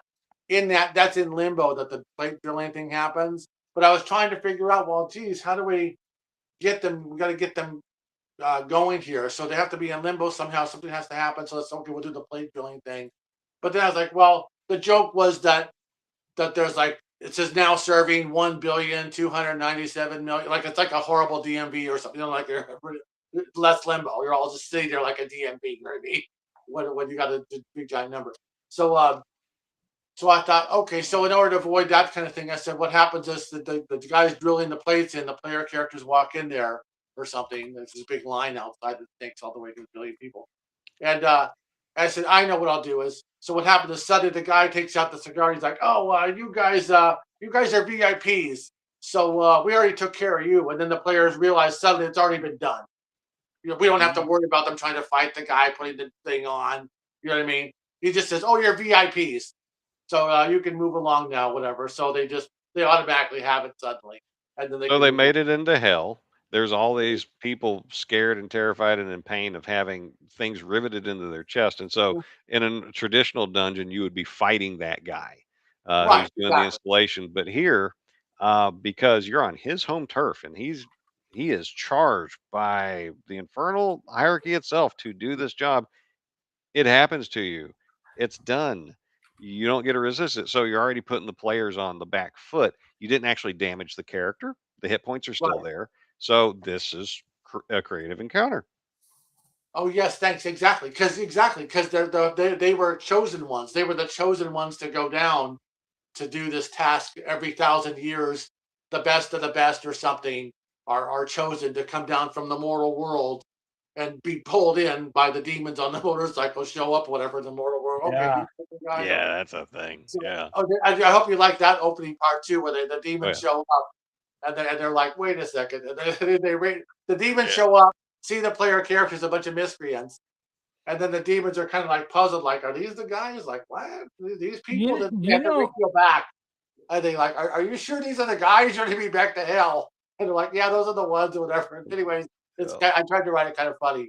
And like, okay, you guys, come on. And they dragged him to hell. Anyways, but I always try to paint the adventurers as kind of like, the ne'er-do-wells or the murder hobos or, the miscreants or something. You know what I mean? Well, and Yeah. not all bad guys are there to be fought. Some of them are there Right, to talk some Yeah. trash and to add flavor. They don't right. Yeah. have to be a That's combat true. encounter every time. Just because they're Exactly. bad doesn't mean they're attacking you, and Right. just because they're bad doesn't mean you're justified in attacking them. Yeah. Yeah, good point, Freezer.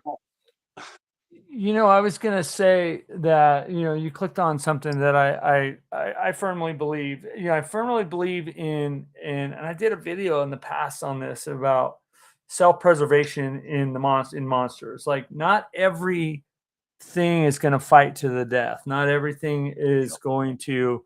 I mean, there are situations, yeah, something with a very high morale, and that's kind of where you bring morale in, and whatever. That's another conversation, but something that makes things meaningful, I think, and this is just my perspective and my experience, is that not everything is going to fight to the death. So that can bring, if we're talking about combat, that could bring a whole, maybe they're there to actually to parlay or to bring out some type of piece of information that the party might need.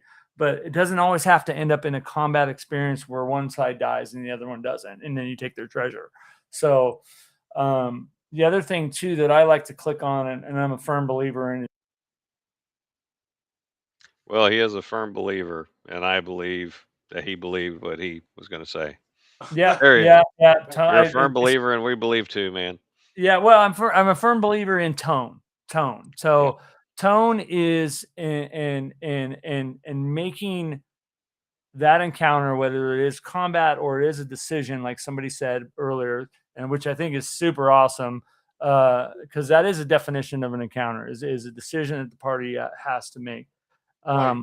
I think that making it, as a DM, you might say, "Oh, this is going to be really meaningful. They're going to love this," and then you find out the thing that you didn't expect. It's really the party that makes that meaningful. It's not the DM. If you remember that, you know what I mean. It's not all the prep that you do and all the this and then that and blah blah. It's really their reaction and how they handle it. That's what becomes meaningful, or how they handle that. Anyways, my Yeah. 2 cents. No, exactly. And that's what I try to do as best as I can when I'm writing the adventure. When I structure every encounter or every story thing, I'm trying to write it so that it's done in a way that is entertaining, not only for the players but for the DM. Whether you're playing the game as an adventure, or even if you can't play the game as a DM, you can just read it and still enjoy, reading it for the read Yeah, for aspect the of it. read value. But Yeah, for yeah, the. read value. But the Do key thing, you? making it fun for the players and challenging, giving them a unique situation to deal with or something, and letting them run with it. This might be a tough question. I want to ask both of you guys, because what can you, and like, maybe the first thing that comes to your mind, maybe don't think too much about it, but what is when you're writing something, because both of you guys have written things, I have, but I haven't been published anything, and I'm like, just kind of, I got my stack of things over the years that I'm I've waiting written for your or whatever. first copy of the Western RPG. Yeah, Waiting we'll on that. get there someday. But what has been your biggest inspiration to write? And I'll leave it as that. Oh.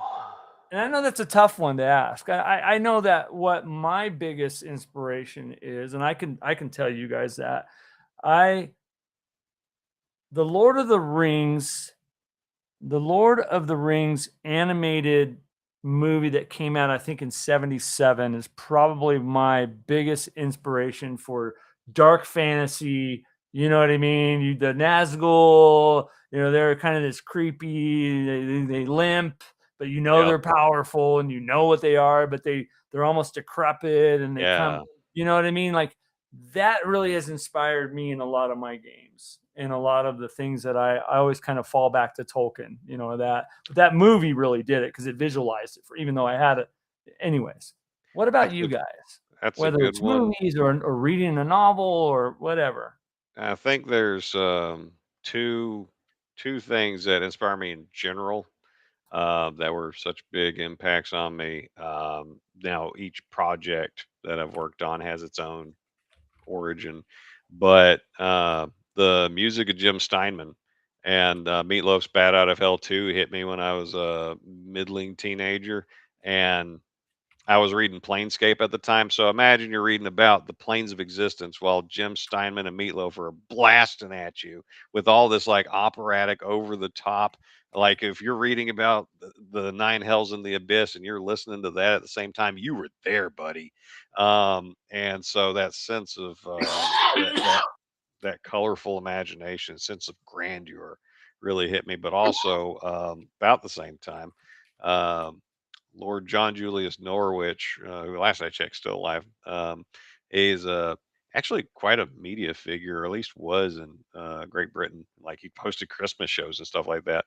But he did this three-part history of the Byzantine Empire, the Byzantium trilogy, and I don't know, something in it hit like teenage me and screwed me up ever since. So until there's a Christian emperor back on the throne in Constantinople, the world's not going to be right. Yeah. Which is also why I got married in Constantinople Yeah, in the yeah. Church of the Hagia Sophia. So, my little act of defiance. Well, a lot of people might not know that about you, but you're a super, I would say I don't know if I'd categorize you as a history buff or an antiquities buff. Oh yeah. You really are. Yeah. Yeah. And your Well, knowledge is very deep about kind of that ancient. Yeah. It's super cool. And we've talked a lot about, yeah. So Thanks, that's what's man. inspired you. That's really cool. That's really cool. That makes a lot of sense. It really does. Yeah. Mark, what about you, bud? Okay, so for inspired me to be a fantasy writer is primarily, I would say, the original Dungeons and Dragons books, along with Tolkien, The Hobbit, and those books I had read when I was a kid. These are things that made the most impact as far as my interest in fantasy, developing my interest in fantasy. Those the Tolkien books, uh, the uh, the Dungeons and Dragons books, and the Ultima series of computer games back in the 80s. Yeah. Ultimate Exodus and things like that. Ultimate Exodus was the one I came in at in 1984 or something. Those are So cool. primarily those three kind of entities, the Ultimate series, D&D, and the Tolkien books, draw pretty much my interest in fantasy. But when I was young, I didn't think about, gee, one day I want to be a fantasy writer. I was back then. I was from when I was 13 in 1983 all the way up to 2015. I was a software engineer, so programming. So I made computer games and things like that. I want to be a game programmer. You know what I mean? But I would write like fantasy games. I actually kind of reverse engineered the way that the Ultima system worked. Like certain the Ultima 3 type of assessing the tile graphics and all that stuff. I sort of figured it out as like a 15-year-old kid or something how to reverse how they did it. Yeah, just figuring it out myself and then making my own version. Anyways, so that was sort of thing, but it was always fantasy. It was always fantasy, and then it wasn't until 20. I used to write little things back then, but not fantasy stories at all. They were just silly things as a teenager. And long story short, but I never had dreamed, maybe one day I'm going to be a fantasy author making D&D module. It was, I'd like to work at computer games. Yeah. So, but it wasn't until years later, 2020, when I started to realize, oh, you can make modules now and sell them. When I saw Goodman Games doing it, and then that's what sort of put the thing in there to say, hey, in the future, let me try to make a module. But I never had dreamed about making a whole bunch of modules. I just thought, geez, I'm gonna make Vampire Queen or something. You know what I mean? There was no concept at all of anything beyond that. Really, with the time, it was just, gee, I'd like to make a module. Let's make one. And The then, one big idea, and you were going to be done, right? yeah, You exactly. shot That's your shot. You blew your load. It was over. That's exactly. That's why I thought. I was like, okay, that's it. Yeah, exactly. Okay, that's done. That 1 minute was up. I mean, that's it. Okay, it's done. And how many modules do you have? Like separate titles, not Okay, editions. It's like so 19 or is it 20 something? okay, individually, there's 32 individual modules that are for first edition or combined. Then there's another 18 that are fifth edition specific versions of some of those. So in total, about 32 individual independent modules, primarily all 1E. Some of them are combined 1E and 5E, like something like this, where That's a it's ton of 1E work, and 5E. man. Which, by the way, going forward, all of my books are going to be combined 1E. In other words, there's not going to be any separate 5E books because it just doesn't warrant the development of it. I don't sell enough of them, so I it's hear better you. to just put them in one book, But yeah, It works, man. so anyway, so that's how that works as far as that. But so yeah, so all of this stuff. Oh, so one last thing. Speaking of that, I did find a thing here from when I was a teenager where 1 second here. Sorry. Well, he's going to grab that. Angelo, your choice of Ralph Bakshi's Lord of the Rings, I think that one Yeah. works on a bunch of levels because visually, storytelling wise, the soundtrack was really good.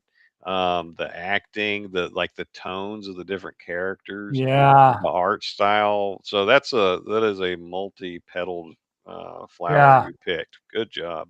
Yeah. Well, they also, I don't know what because I'm not a film buff, but they had a style too where they used real.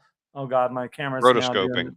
Yeah, where they use kind of acting and then they overlaid it with animation and I thought it really went really well. I wish they would have continued and did the second part, which I know. but anyways, All I right, wish Mark, what somebody you would. got? I'll show you real quick. Yeah. So Go ahead. real quick, this is kind of eerie. I don't know. You tell me what you think. I discovered this thing, an old Peachy folder that contained Peachy folder. Wow. circa 1983 somewhere. Zoom in on that. What do we got? I was sitting there trying to make a module, like when I was 15 or something. Against the slavers. That's awesome, dude. Let's zoom in on that. Hang on a second. That's cool, man. I even drew that picture. Hell yeah. That was back when I could kind of maybe draw amateurishly. I used to be able to draw, but kind of amateurishly.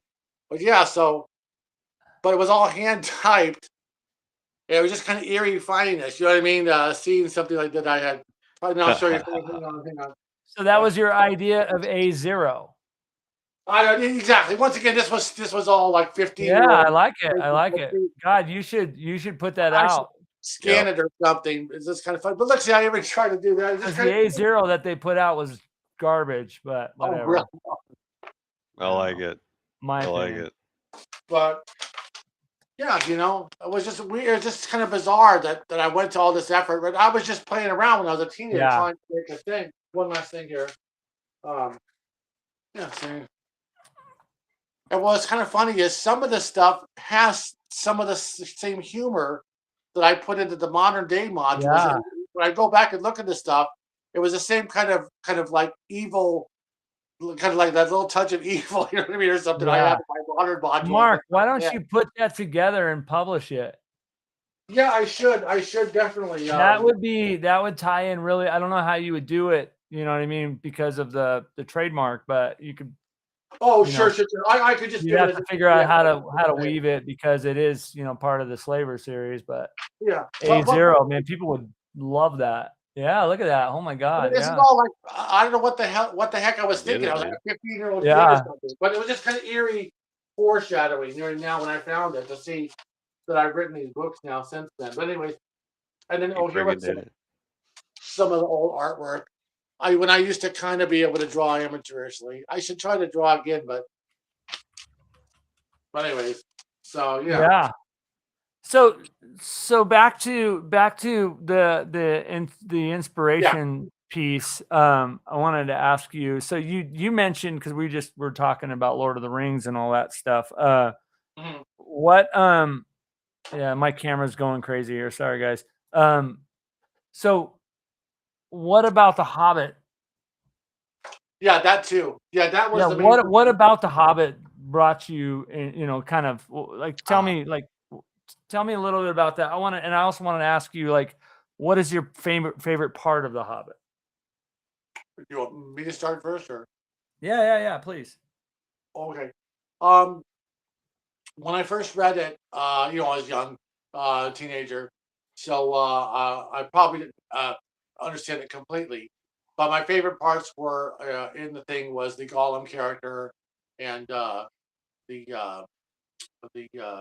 whole concept of the ring thing with the invisibility and all that stuff, and Yeah, the mystery behind that, because we didn't history know. behind all that. Yeah, because the Hobbit part was mainly the first one I had read, and then the other three were those big was the all the kind of bigger books, and uh, Yeah, but the main one was the Hobbit with that kind of storyline of the magic ring, which really when you boils down to, well, I guess what you'd call the fundamental fantasy thing, but I guess that was creating the fundamental fantasy thing at the time, right? yeah, But the whole, in other words, the concept of magic ring, as far as magic ring.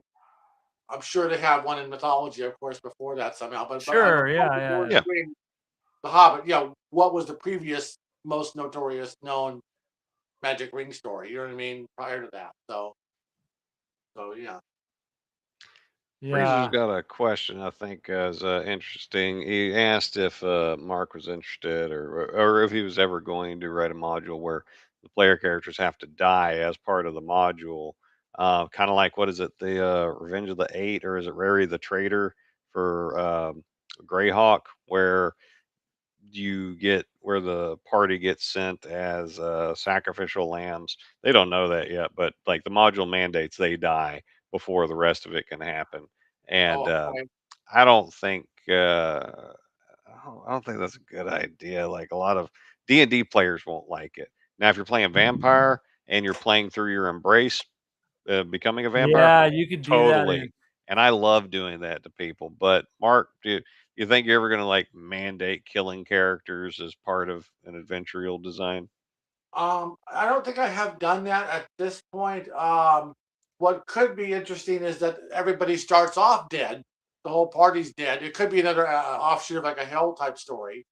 Yeah, then you How go about this? somewhere. They start out as ghosts, and they have to, at the end of the adventure, have to regain their body to come back alive again or something. You That know, might be. it's a very What about that? Ravenloft thing, and I think the second edition Ravenloft had a box set. I want to call it Grim Harvest, where you play undead, and so that means you have to be dead before you can become undead. So I'd recommend looking into 2E Ravenloft. They did some really creative things, and like Yeah, I think setting makes a difference. Like if you do that in Ravenloft, you can get away with stuff Right. because then. yeah, Well, like they put out all 100%. those great Van Richten guides to ghosts, to vampires, to lycanthropes and the ancient dead and to demons. And after I got done reading them, I was like, well, I want to play one of these. Um, and so that would be interesting. And then, of course, the White Wolf games made lines specifically for that, for the characters to die. Um, but I don't think most D&D players would go for that. Yeah, yeah, The that'd be first a one. tough one to sell. But if they start out as if it's a ghost story, they start out as ghosts and they have to regain their bodies. That might be okay. Yeah, Otherwise, the Yeah. other part, yeah, would be a little tough for them. Like, One thing I would like to do an adventure also that goes backwards.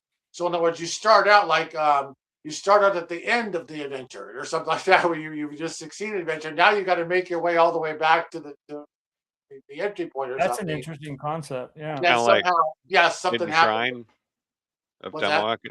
Is that kind of like Hidden Shrine of Tomoe-chan? I forgot what that was one of my favorite modules, but I forgot whatever the storyline was. I just remember that I love the imagery of it. But what happened now? Hidden Shrine. Yeah, tell us a I little think bit. you wind up. I think the module starts with you falling through the ground into what would be the end of the dungeon, and then you have to Okay. work your way back out. Oh, okay, interesting. Oh, yeah. I was thinking more of you've succeeded now. Now you got to take your spoils and somehow make it back, and then something happens where it makes you take it Yeah, back of it, but like a reverse. Yeah. Yeah. and I think you're right. In the right approach would be to start the players off dead, or make it clear to them up front that something bad's going to happen to your characters, but don't worry, it's gonna be a good time. Yeah. Um, Well, I mean, how because many times? Right, exactly. I mean, how many times when we were young playing did it first start out with the DM says, "Guess what? You have no weapons and no clothes on now," or something. You got all your weapons. yeah, Yeah. But yes, that scarred but I me think for a while. starting out as dead or ghost might be an interesting concept for a story. Because I do have one plan for like the creepy old psycho type house with with the weird little kid that lives there or something, like the weird little kid that stares out the Neat. window or something, or stands on the porch, like any monster type kid or something. But there's that, and then um when I was first doing the princess one, the Palace of Dragons princess, where you have to go rescue the princess from the dragon, one of the initial concepts of that would have been the reverse, where you've rescued the princess, now you got her with you, now you got to go to, which might be actually a totally separate, actually better thing for like the backward story, Mm. where you've rescued a princess, so some other princess story. You've rescued the princess, now you got to take her back with you, to make it back to the beginning of the dungeon where you go through. That's the adventure. So, Or you you know, that, find out she's completely insufferable, and you have to take her back to the dragon. that was Yeah. one of the original jokes with Palace of Dragons Princess was one to be like when you got there, he's like, "Oh, good, you guys are here. Okay, here's your bags. Here you go. Okay, see you later, sweetie." You know what I mean? Like something like that was one of the initial jokes for that one. Yeah. But anyways, but yeah, so something like that would be interesting, like a reverse story thing as well. But yeah. Yeah. And Huh. while we're getting Yeah, we're probably getting close to there. quitting time, I do want to, if I can do a speed run through something that I did to add meaning to pre-published adventures. Um, that would help fulfill all the things that we've been talking about for making creative encounters, for taking stuff or published modules that on their own might not be that interesting, but by laying some groundwork as a DM, and of course this requires the player's buy-in, you can make it all far more important and exciting, because you get into stake raising. You because you've created a concept, some premises for the player characters as a group. Um, you've got them a hook to get them into all these things, and then you start. Uh, you add these things in these modules and steps to create the story. So you don't have to come up with a whole new world. You don't have to write umpteen adventures. You can plug and play most of a published adventure, and the connecting bits. It's all you, but it worked out really well. And I can tell you that my players they're still traumatized to this day. If you talk to them about Candy, or the Underdark. Yeah. We got a few minutes for that, Angelo. Yeah, yeah, please. Yeah. Good deal.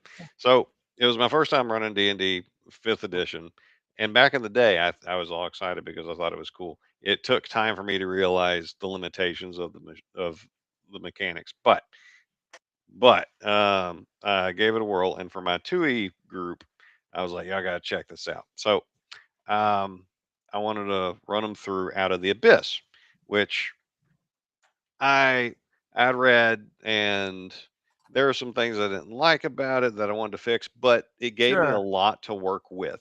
So this one isn't terrible. There's like layout issues of it, but of the fifth edition campaigns, it's not bad. So I wanted to run that, but I wanted to I wanted to establish a sense of normalcy.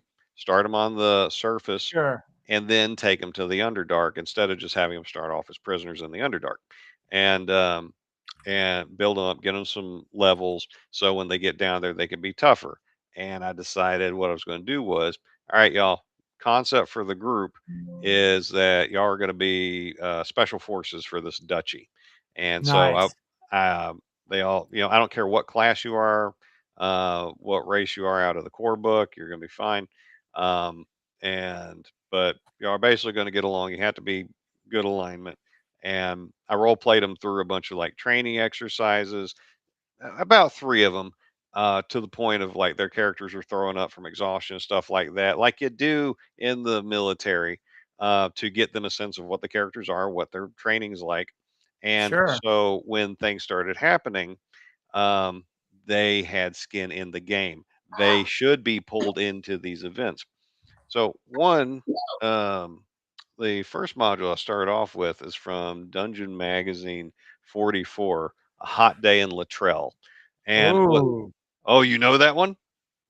No, no, no. I've Okay. ran a lot of dungeon ones, but yeah, tell me about that So one. this one was written by a volunteer firefighter, and what it is, it's an unseasonably warm summer, and the city of Latrell, a fire starts and wrecks the place. And That was Dungeon so 44. Dungeon Magazine number 44, written by Ted James and Thomas Zuvich. Hot Day in Latrell. And so while the adventure itself is pretty good and you can run it on its own, it starts off with the player characters being randos caught in this. Got it. So it's meaningful for them to survive this, and they'll see like a woman with her baby trying to get out of a burning building, but she's on the second floor. Both of them could die. They could save just the baby, and she could die. Or if they do real heroics, they could save them both. And you have a series of events like that. So their choices are meaningful, and the challenges are interesting because you can't fight a goblin to save that lady that's up there. You have to do Yeah. something. You have to use some skills. You have to face some danger. And there's a series of those things. And since they're part of the special forces for this city, then it's incumbent on them to help maintain the law and order, because the module just assumes that they join up with the work gang to do this kind of thing and chase down the bad guy, this and that. Whereas I gave them a solid reason. They already had loyalty to this place, they were in for it. And I changed the cause of the fire to being a terrorist bombing. And they got to meet the terrorist because they did catch the guy, but they were told not to kill him yet. And I played him with my best Johnny Cash voice, and he was one of those guys who didn't feel like he needed to explain things to you in anything other than a cryptic, menacing way. Um, and yeah, you're right. Freezer. So that set the tone that things are going bad. Well, then news reports started coming in that the goblin armies, or the goblins to the east, they're on the move. And so it couldn't come at a worse time that you got to marshal you got to, the city's on fire. You're trying to contain all this. So, special forces guys, we need you to get out there in special force to disrupt this army before it can get together. We can't send many people with you, just a couple helpers, and you're the highest level people we got to send out there. And so I thought, well, what would be some interesting representatives, or what adventures could I use as representative examples of the kind of things a military force would be doing? So like skirmishing, Yeah. retaking a fort, raiding and disrupting communication lines. And so I had them raid a communication and supply line through the mountains using one of the modules from the basic D&D box set, The Goblin's Lair, which, spoiler, all three of the adventures in here are boring as crap because all they are Yeah. is a bunch of goblins, one after the other, and there's Yeah. nothing else to do but fight them. But if I take one of those and the beautiful map that comes with all of them and Sure. use that as, this is a key communication supply node, you got to go and destroy it, then it becomes interesting. Because if they failed that, then the goblin army was going to be so much bigger.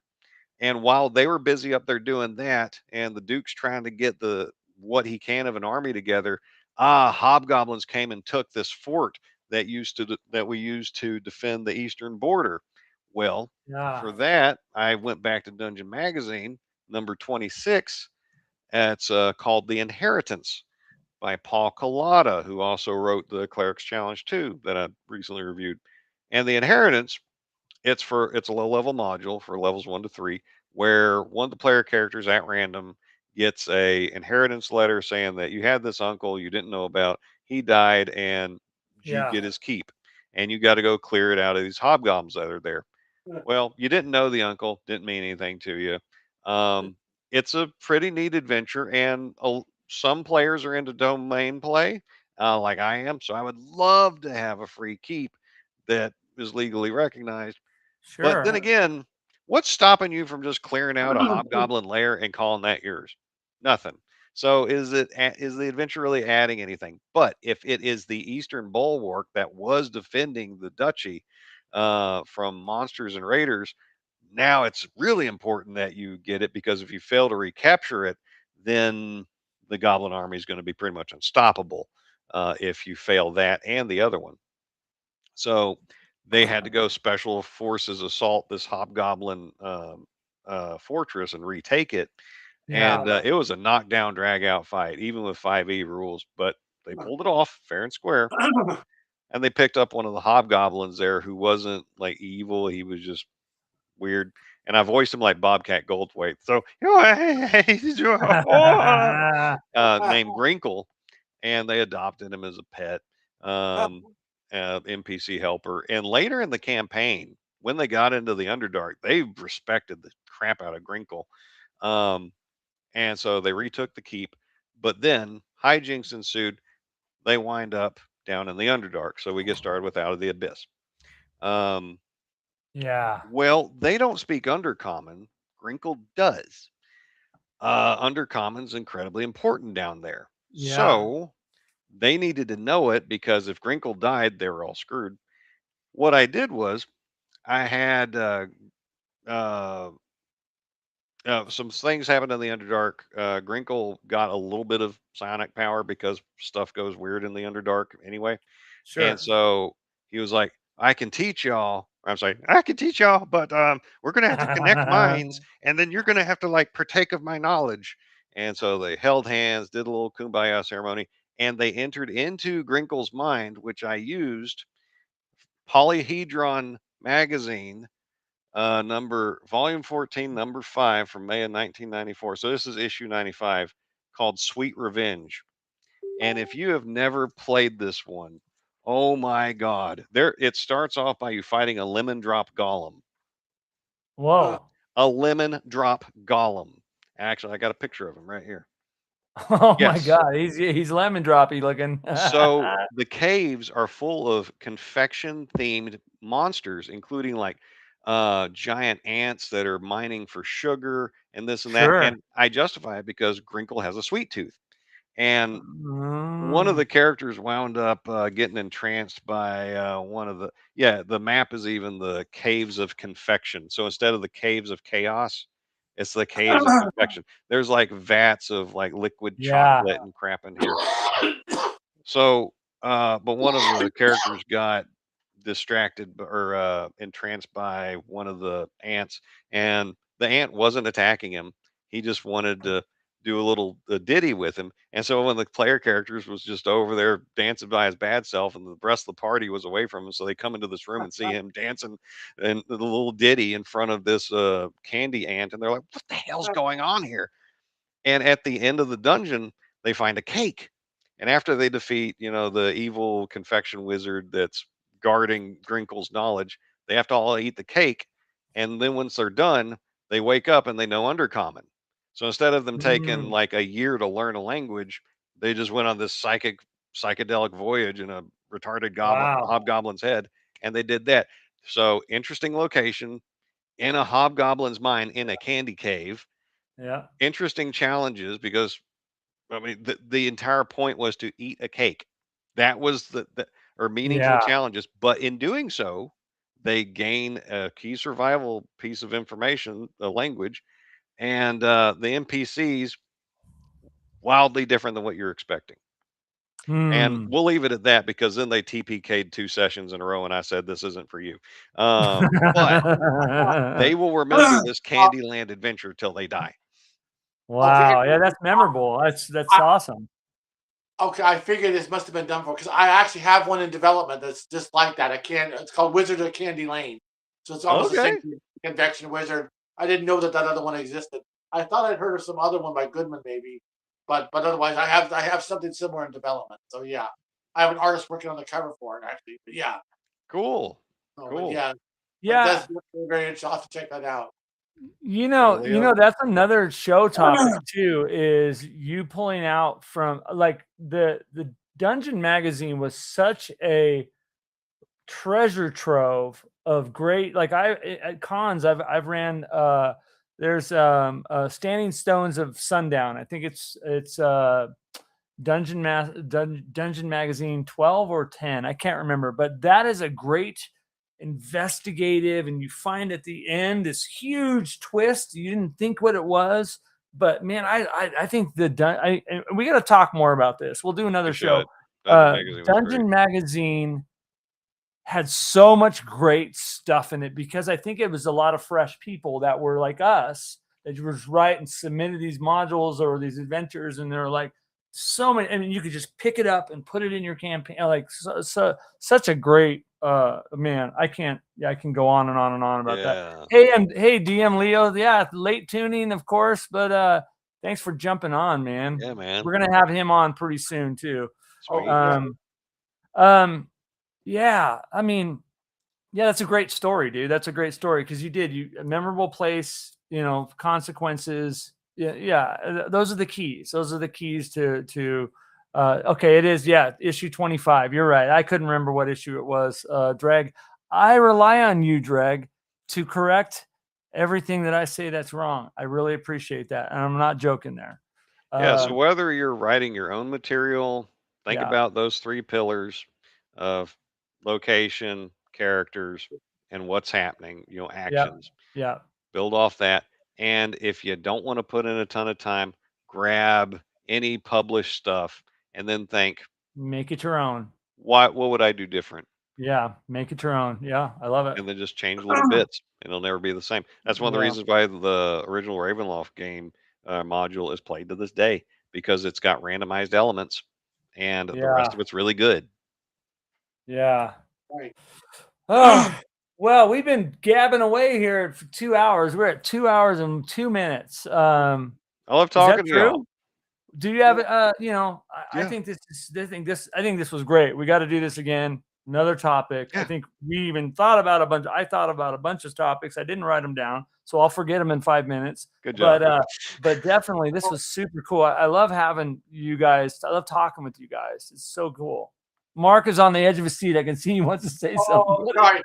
This is going to be a little bit of a spoiler thing, but real quick, you're talking about the twisted things of what the encounters and stuff, right? And yeah. When I'm doing this one here, I'm almost this one. Oh yeah. Months, right? Okay. So in this one, the hill giants are building their traditional, like war machine or something, right? Oh, yeah. They're building the war machine. So the original idea was to go to the steading, like in Giants Adventure, and then destroy the war machine. Unlike against the Giants, where you're just kind of like they're going to the steady or something. I don't remember there being a specific plot other than you're at the steady, which is fine. But anyway, so I said, okay, well, how do we do that, but make something extra? So it's okay. They're building a war machine, right? So the idea originally was go to the steady, go inside, destroy the war machine, leave. Okay. I get the whole thing written, and then I'm thinking, okay, this is fine, but what could really make this suddenly completely out of left field? Like what to the players at when you meet the final boss? Yeah. At the last second, after I read the whole module, I realized, wait a minute, the steading doesn't contain a war machine. The steading is the war machine. So in other words, they activated suddenly the entire steading itself suddenly can rise up on like wheels and mow down like an entire village or something. Love it. Thing. Yeah. Suddenly, like, things fall out of it, like spikes and things. So the big surprise is that suddenly the steading itself is the war machine, is the thing. So that gets revealed. Spoilers, but at the end, you know what I mean. And then when the boss guy activates it or something, now they got to stop the whole mechanics of it and everything and yada yada. But the big surprise is that that's the big reveal suddenly to the players. Yeah. And it's like, what? Because they thought that it was some smaller, like internal little ones that would go out like spiders. But the It's main okay to give spoilers on but Angelo's show because his viewers are in the know. They get the yeah, good there stuff you go. early. Yeah. Yeah, So, but there's an example of at the last minute suddenly where you can be inspired. We're like, wait a that's minute, that's good. completely out of left field suddenly. Then nobody's going to see that one coming. That the thing itself Love it. becomes the war machine, and moves around. You know what I That's mean? Or cool. something. You think it's just there, That and then little it suddenly twist. becomes, yeah, almost like a Death Star in a way. You know what I mean? People thought it was just going to be steadying a hill giant chief again. And then, it's Queen of the Demon Web Pits. Right. Yeah. Which, by the way, I've Yeah. got a planned thing for that too in the future, where there's a spider ship, which I already touched on in my Yeah. Sinestro, her Machinist Spidera. This one here is there's a spider machine that she's in this That one. sounds She so cool. yeah, my Dro character in this story, she intercepts the plans for Lalt's spider ship. And she Yeah, that's so cool. Which one is that one again? Which one is What's that? that? This is called Sinestra and her Machinist Spidera. It's one of my Boss Monster books, the first one. So her Got it. spy intercept the plans for Lalt's spider ship, because I loved that spider ship thing back in the Yeah, day. that was a pretty cool Right? invention. Some Yeah. people didn't like it, but I loved that idea. So I said, wait a minute, it's a brilliant, how do I tie it in? So her spies intercept the plans. And then Sinestra, being a super genius, has discovered a flaw in Lalt's ship and her mechanics. So she corrects the flaw and then makes it even worse, or makes the machine even like more powerful. So and What a she's twist. it's a Yeah. twist. Yeah. But then the players have to go in and destroy her plans to stop her. But in the future, I'm going to have another module where even if the players did win this one and destroy the plans, well, Sinestra, she is a super genius, so she had it all up here, so she built a ship anyway, Yeah. or whatever. So, but the point is, at some point, either this year or next year, I'll have an actual full-blown adventure based on this character and that spider ship concept. Cool. But anyways, so, but as far as how you can suddenly get ideas at the last minute, like that hill giant steady thing becomes the war machine. That was a last minute kind of revelation in writing, but I guess that's just part of the process, right? Because you've written man. more stuff than me, I think. Yeah. Yeah. Wow. Woo. think we did it. Mark, you're the best.